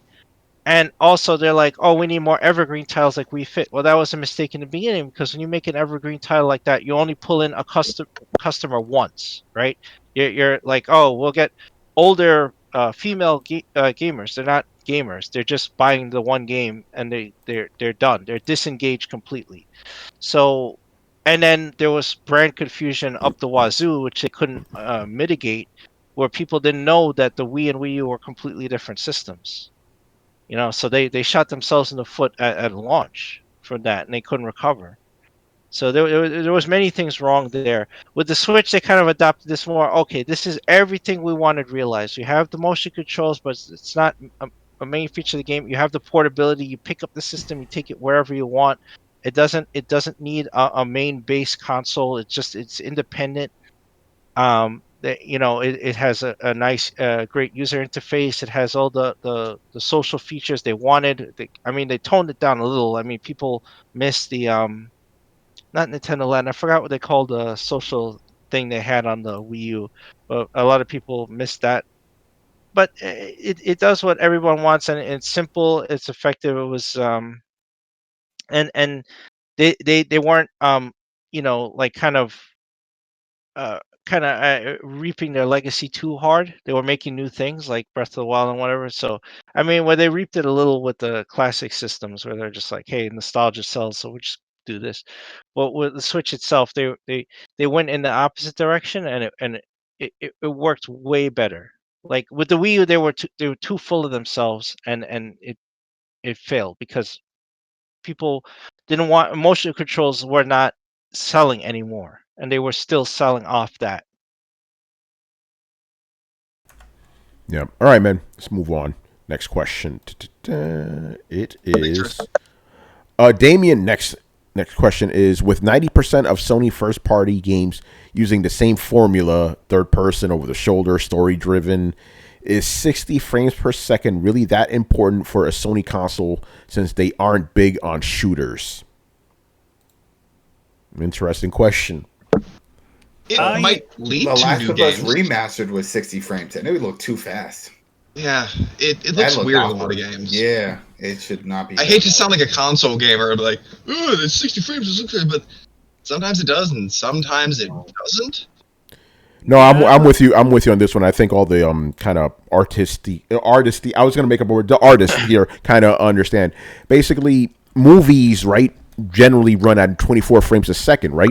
So if you have a game running at 30 frames is also what TV shows run at, right? That's more cinematic looking, right? If you have a TV show that runs at 60 frames, it looks weird. A movie running at 60 frames, it looks weird, you know? So if you're trying to do a cinematic game, 60 frames, like you said with The Last of Us, looks a little weird. Brett, is that what you're going to say? Yeah, actually, that was exactly what I was about to say. I will piggyback on you Yes. You made me think of this. People have that problem with TV all the time. Like, if you ever get the motion flow TVs, you will hear people complain, be like, not hip hop gamer though. Not hip hop gamer. No, motion flow, dude, turn that shit the fuck off, man. But see, that's exactly your point. Even in a non-game, even in something that's simulated, and real life is at 30 frames per second, you watch a show that is motion flowed to 60 frames per second, you're like, this shit looks weird, I don't like it. It makes everything look fake. It's more real, but it makes everything look fake. And like, I think that's a great argument against the PC guys. I'm sure Brian will tell me why I'm wrong, but I do agree. Like, 30 frames is a bit more cinematic experience. It's the normal viewing of what I'm used to. And no matter how much you dress it up, like, it's not going to bridge that gap. 60 frames doesn't look like real life, and it doesn't look like cinema. It's this weird, uncanny valley. Yeah, and I do want to add in on this, piggybacking on what you said. We're piggybacking off each other tonight, man. No, I can't say that shit on air. No, Mo. You guys don't know what I'm saying. Anyway, so the day before the Unreal Engine demo dropped, right? Everybody was complaining that Assassin's Creed Valhalla will not be 60 frames a second. People were complaining, oh, I want 60 frames per second for my consoles. Even I understand, like, yeah, next gen consoles, they should be 60 frames, right? That Unreal Engine thing drops 30 frames. Nobody complained about that. Not a word. Nobody complained about that shit. Ain't that something, you know? So and again, because that demo was very cinematic and all that shit, you know. So I think, you know, there is an argument to be said that not every game needs to have 60 frames, but at the same time, just to be fair, the option should be there for those who want it if the system is powerful enough to deliver that to you. You know, I found the funny thing about the Unreal reveal was, God, that's hard to say. It is exciting and kind of physics environment, like the way the rocks tumble down. Yeah, like it's fine when you're walking through an Uncharted game, and like something rumbles and you see dust particle effects and some rocks fall, but you know that that's all kind of pre-rendered. Yeah, like imagine like playing Skyrim and like shooting a bow up into, you know, at a mountain goat and accidentally causing a rock slide. Like that kind of shit is dynamic, right, dude? Oh, I'd be so sold. Even if it's not, you know, environmental destruction, just the idea of, you know, good physics reacting to the landscape is kind of a thing for gamers who are like, oh my god. So yeah, it's not going to increase the shininess, and it's not going to increase the FPS. What it's going to do is it's going to increase the dynamic lighting and the environment reacting against itself, which actually I'm really excited about. Those are two of the things that I've constantly said need brought into games more. So that's actually, I think, a really good thing. And one of the things that gives me a lot of hope for this kind of next generation is like, wow, we may not actually be going just shinier. We may have hit the wall of like, we can't get any shinier than this. If you can't take it, Captain. Yeah, no, Brett, because you weren't here for the beginning part of it. I pretty much said the same thing where the day before that demo dropped, I was kind of down about next gen, specifically after that Xbox thing. I'm like, so it's just gonna be shiny as shit. That's all we're getting next gen. Then that demo drops, changed my whole perspective. I'm like, oh shit, we're actually getting something really cool. Like we're getting like environments that are actually dynamic, lighting that's not fucking baked in and shit. That demo was so cool. Like now that I'm playing, you know, regular games, I'm like, oh, look at all that baked lighting. Look at all that baked lighting. I didn't really notice this shit until the demo really demonstrated. Like I knew what was there. I knew what the tricks in were, but this shit isn't using any fucking tricks. It's just like, here's the polygons. This is the actual thing rendered completely. Here's the actual lighting, and we're just letting it do its thing. That's really fucking cool. And as Brian alluded to last week, Thursday, you could actually have real dynamic, destructible environments that don't have baked in shit. That's something to get excited about, man. I mean, it is, but here's one thing that I've kind of come to realize, and somebody please correct me and give me some hope. I don't think developers are actually really good at a lot of stuff. We're just okay. I know where you're going with this. Yes, we should clarify that this is what we know the tech can do. Whether the developers will actually do it, that's a whole other case right there, bro. No. My point is actually in that vein, but the opposite. We're going to get dynamic lighting, even if the developers don't try and put it in. It's the low bar has been raised, right? Unreal Engine does a lot of this shit for you now. So you're not going to get subpar games because they're not giving you subpar tools. If you don't have to do the lighting just automatically does it. Even a bad programmer doesn't have to put that in, and it's not going to be wildly inefficient bad code too. It's just right there. Now there will be people that will be able to marry them better and take more advantage of the power, but we've all seen games that are like, why the fuck is this 80 gigs? There's no reason for the game to be 80 gigs except for the fact that it's bloated, inefficient code. And you're going to see less of that, even amongst the developers who kind of suck. And there's some developers that are good at what they do. But I've come to realize, and I think Brian would back me up on this, having seen enough people from the modding community and seen enough people make original content and whatnot, like, there's honestly more talent outside of the developers than inside them in the gaming world. Collectively, there is more talent, in my opinion, in all the amateurs and all the untapped talent and all the hobbyists than there are like fucking Activision, because they make stuff that works. I mean, fuck, like Bethesda has to have its code fixed by fucking modders and programmers. Like Skyrim, they never really fixed it. It's just the community did. And a lot of times, like I said, I find the community to have more talent than the actual developer, which is sad. But when you give a developer a set of tools like this, it's hard for them not to do an impressive job. Anyway, Brian, I want your thoughts on the whole 30 FPS thing. I don't know what it's to say. Brett. Okay, Tony, what's the question again? Oh, basically, he's saying, do you really need 30 frames or 60 frames a second for Sony's specific cinematic games when they don't even really do shooters like that? That's what he's basically asking. Okay, my thought has always been, if there's any type of action in your video game, it should be 60 frames or else, because it makes no sense to be not 60 frames. The whole point of action is the ability to react to certain things happening and be able to do stuff. And having a higher frame rate allows you to react faster because it's technically running at twice that of 30, and hence your input is actually faster, and hence you can actually make stuff happen faster. So to me, anything that has any type of action should be 60. And in case you're wondering where my definition cuts off, pretty much anything that's not walking simulators is pretty action. Turn-based, you can say it's not action-based. We can discuss that. But stuff like Uncharted, that has action. It should be 60. Last of Us should be 60. The only excuse that they have is they want to make it more cinematic, which I think is a bullshit excuse for them saying, hey, you know what? We tried to make it run this fast, looking this good, and the hardware just isn't there yet. And I'm not seeing any other developers say otherwise. It's always been like, oh, this is our vision to be 30. Like, do you really envision games running at 30 frames per second? Because it doesn't look that good. And people say, oh, but again, as Brett says, oh, I'm used to it and anything else looks weird. It's like, yeah, I was once used to 30 frames per second and 60 looked weird. And then I played enough games to the point where 60 is now my normal baseline, and anything that's not 60 looks weird. But this is why I had such a big issue playing God of War, because playing at 30 frames per second, it's like I am inputting, but nothing's happening. I'm moving the joystick, but nothing's happening. It's like, what is wrong with this game? It just looks like it's just stuttering, and I could not focus. So yeah, I think they should be.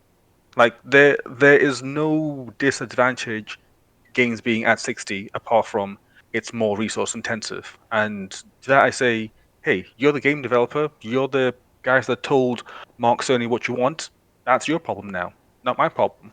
Like, make it 60 or else I just don't give a damn, because I consume games, and if they're not the way that I care about them, then why should I buy them? You know, and in case people want to go back and say, oh, where did all this 60 frames per second stuff come from? People are forgetting that in fifth generation, so PS1, PS2 type era, there were games that were 60 frames per second. Like I think it was not Star Fox, F-Zero, 60 frames per second. OG Ratchet and Clank, 60 frames per second. Like they were a time when that was a thing, and then suddenly they just stopped. So I don't know what the hell is going on here. Oh, yes, Brett. Two questions for you. Are you willing to? Because there's only so much computational power. So if you go 60 frames, you're going to be able to have less of something else. Are you willing to make that sacrifice to get your 60 frames? Yes. Okay, that's fine. Like on PC, like because of my resolution, I'm running ultra wide 1440p. So yeah, I know. I look at that, gonna let my eye go cross like, oh shit. So yeah, so to actually make games run like at good resolutions or at good frame rates at times, I actually have to like lower it down because I think I was playing Rage 2, mixed between medium and high settings because the anti-aliasing was just wiping the floor because at that resolution and that much stuff being pushed, it just wasn't happening. So I turned down the anti-aliasing. Well, I turned down the AA and it ran above 60. I'm like, cool, I'm fine with this. And it didn't really look that much different. So yes, I am willing for them to sacrifice the shininess of a game to make it run better. Like I'd rather have less shiny games and 60 frames than shiny games and 30 frames. Any day of the year, hands down. To me, there's no decision. There's nothing. It's like, yeah, easy choice. Okay, do you think everything looks better in 60 frames? Now this is just I'm just personally wondering. I'm not even arguing a point. I think everything looks I know I like anime, and anime runs. I've seen anime run at 60 frames per second. I just thought it looked weird. It does look odd. I am not gonna lie.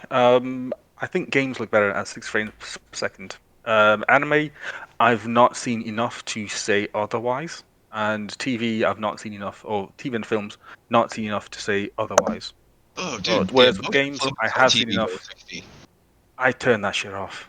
Yeah, well, that's what 60 frames per second on a TV show looks like. That's fake 60 frames per second. That's literally fake. It's literally them injecting shit between the frames to make it look like it's 60, and it's not 60. It's like checkerboard. It's like checkerboard rendering. It's not 4K. It's just checkerboarding. It's not the same. You know. You say if I saw a true 4K recording, that it wouldn't look weird as much. If you've seen a true 60 frame source being outputted out, like without any motion flow, yeah, you would be like, okay, this is different. This is something else, you know.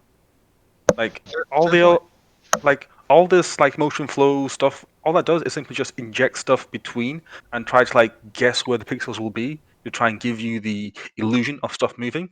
This is why when you get certain TV shows and the motion flow is cranked up high enough, it just looks really strange. It looks like there's weird blocks just popping out because it can't quite guess exactly where the flow will be of motion between those frames. So hence it just says, okay, I think it's here.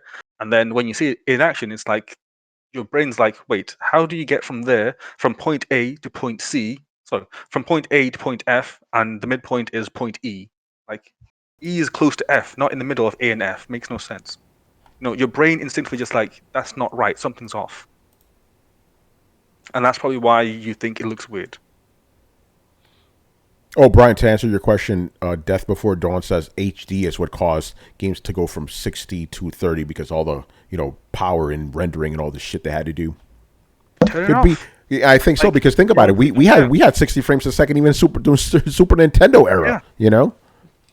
And even now, with all the HD remakes, you can get the games to run at 60 frames. It's just that you just need to look a bit less shiny. And this is why when I seen the Unreal thing, I'm like, oh great, we're just going down the road of let's make games even more shiny than before and still get 30 frames. It's like, I don't care about how shiny it looks. Okay, the big issue I have is that the shiny things look good for 2 years and that's it. If you go back in time and you look at the best shiny game of last gen, which was, some will say, Uncharted 2, it doesn't look all that good now. And that's the problem. it may be good and shiny now, but 5 years down the road, it won't be remembered for that. I'll just be like, okay, it doesn't look as good as I thought it did. So that's why I'm like, hey, why not have it run at 60 frames? And then everyone's like, okay, cool, it played well, played great. Like, it's really annoying that these game developers just will not do that. Like, or at least have the option of like saying, hey, there's like 2 modes, like the shiny mode, then the fast mode. Give me the fast mode. I'll play the fast mode anytime. I'd happily play every single PS5 game 1080p 60 frames per second. I don't care. They I do that a literally lot do with not care. PS5 Pro or PS4 Pro. You know what game used to run like ass cheeks? Hmm. The Last of Us. And I'm not saying it just to toot Brian's own horn, but fucking Last of Us played shitty in on the PS3. Like the frame rate was so inconsistent. Oh yeah, when I played Last of Us Remastered on PS4, I actually played it at the high frame rate mode. And even then, it did dip below 30. And I was like, oops, dipping. It was the part when you're on the bridge being shot at, I do believe, by the military vehicles, if I remember correctly. But yeah, there were points when it did dip. And I'm just like, okay, I'm not too concerned because one, they probably just what was it, Blue Master or Bluestone? Like what's the guys that did the remaster for Last of Us? Blue Point? Was Yeah, it Blue Point? Yeah. I don't think it was. I don't think so. It Blue was Blue Point. I think. Okay. Yeah. Naughty Dog. Anyway, Whoever- I think it was Naughty Dog whoever- that did it. Yeah. Really? I don't think it was. I thought it was Blue Point. No, Oh. they didn't do that. People Okay, would have anyway. given her even more props if they did do that. But I believe that was. I could be wrong, but I believe it was Naughty Dog that did it in house. Anyway, go Anyway, on. I was just like, look, it's a remaster. It's probably just a port with some things tweaked to make it run, and that's about it. Like they didn't put much in the sense of okay, let's rebuild this for the PS4. So hence I was Blue expecting at Point. some point.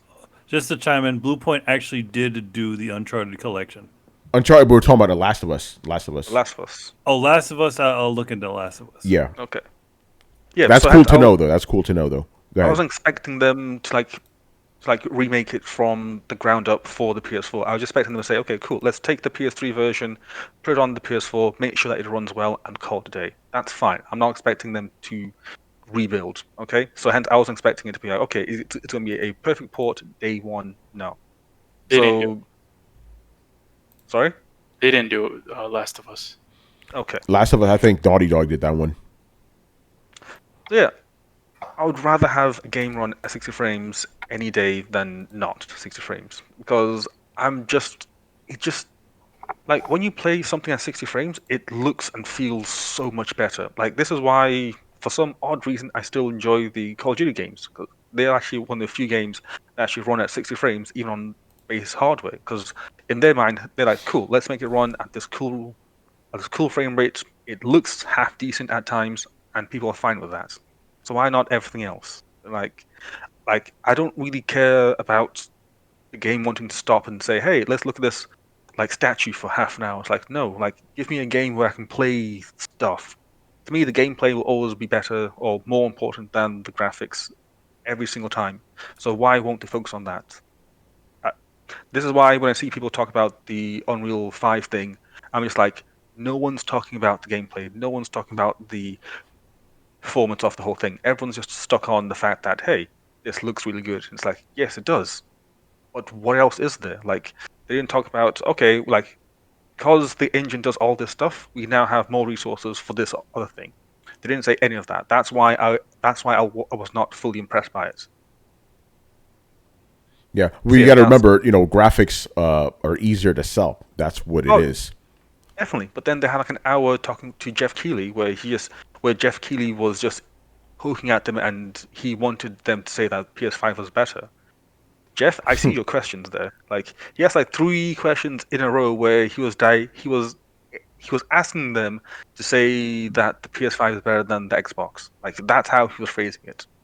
Yeah, I watched the whole thing and I was like, cool. Like, can we just talk about like what gains are there? Because like the engine does all this stuff. Like, what gains are there to the developer? Like, no, we just talked about, oh, Fortnite will run this, oh, to run on lesser hardware, oh, PS5 I/O is good. It's like, talk about stuff that actually makes sense. Like, we all know that Fortnite, when it gets ported, will not look anything like that. So You know, it's like at least talk about games in the work at least, or what games you plan on doing it. It's like, okay, cool. Microsoft wants to use it for Gears 6. That's something, you know. Or like, hey, we plan on remastering certain games using this engine just to try out and see how it feels, you know. But nothing. It's just like, hey, it looks pretty, and that's it. It's like, cool. I'll see you in 5 years. Oh man. All right. By the way, quick apology to Subgate. I'm going to leave his 2 questions for next week because we're running very long time. But thankfully, his questions are evergreen, so we can get to them whenever. You know, but he did want me to remind everybody that we're trying to get to 500 followers here on the Twitch. So please share the word about Throwdown. We're getting close. We're like almost at 450, which is pretty good. So I think we do it by the end of the year. That's our goal. We want to get to 500 by the end of the year. I think we do it. You know, you just got to step it up a little bit for sure. But yeah, good stuff tonight as always, people. So yeah, that's it. Thank you for watching and listening. Leave us your questions in the Throwdown Discord server. We'll answer them on next week's show. Subscribe to Throwdown on SoundCloud, iTunes, and YouTube. Follow us on Twitch, Twitter, and Facebook at Throwdown Show. Links are located in the description below. Once again, I was your host, Tony Polanco. And tonight I was joined by Emilio Lopez. See you later, guys. Chris Seeley. Hey, take care, everyone. Carlos Romero. Peace out. Brett Murdoch. Real. Adam Vale. And you people need to watch that Undertaker Last Ride documentary. Oh, God, so good. And Brian Monjoma. Yeah, Last of Us 2 takes a really wild turn around Act 2 when they go to this place called Namek to find some Dragon Balls. Oh, God. Oh, man. That's going to be a crazy game, man. Namek, time travel. Crazy. You know, people from the future. DLC packs. That's it. You know, you just wait until like the Throwdown before it launches when there's one gag I've been saving up this whole time and it's going to make everyone go crazy. I guarantee it. Like, by the way, see the real reason why people are mad at this, and you'll be justifiably mad as well. Yeah, no, I know what you're talking about, Brian. It's the part where you find out what happens when you feed Ellie after midnight. That part is crazy, Fredo man. shows up. Oh no, I can't say. Yeah, when you feed after midnight after pouring water on her, that's when the game gets nuts. But yeah, anyway, remember what Brian said? We will return to that probably during the spoiler alert for it because we will be doing that for sure, you know. Anyway, man, we'll see you on Thursday's show. We'll see what happens on This Week in Gaming. Anyway, later. Lead is Deuces. Later, guys. Got him.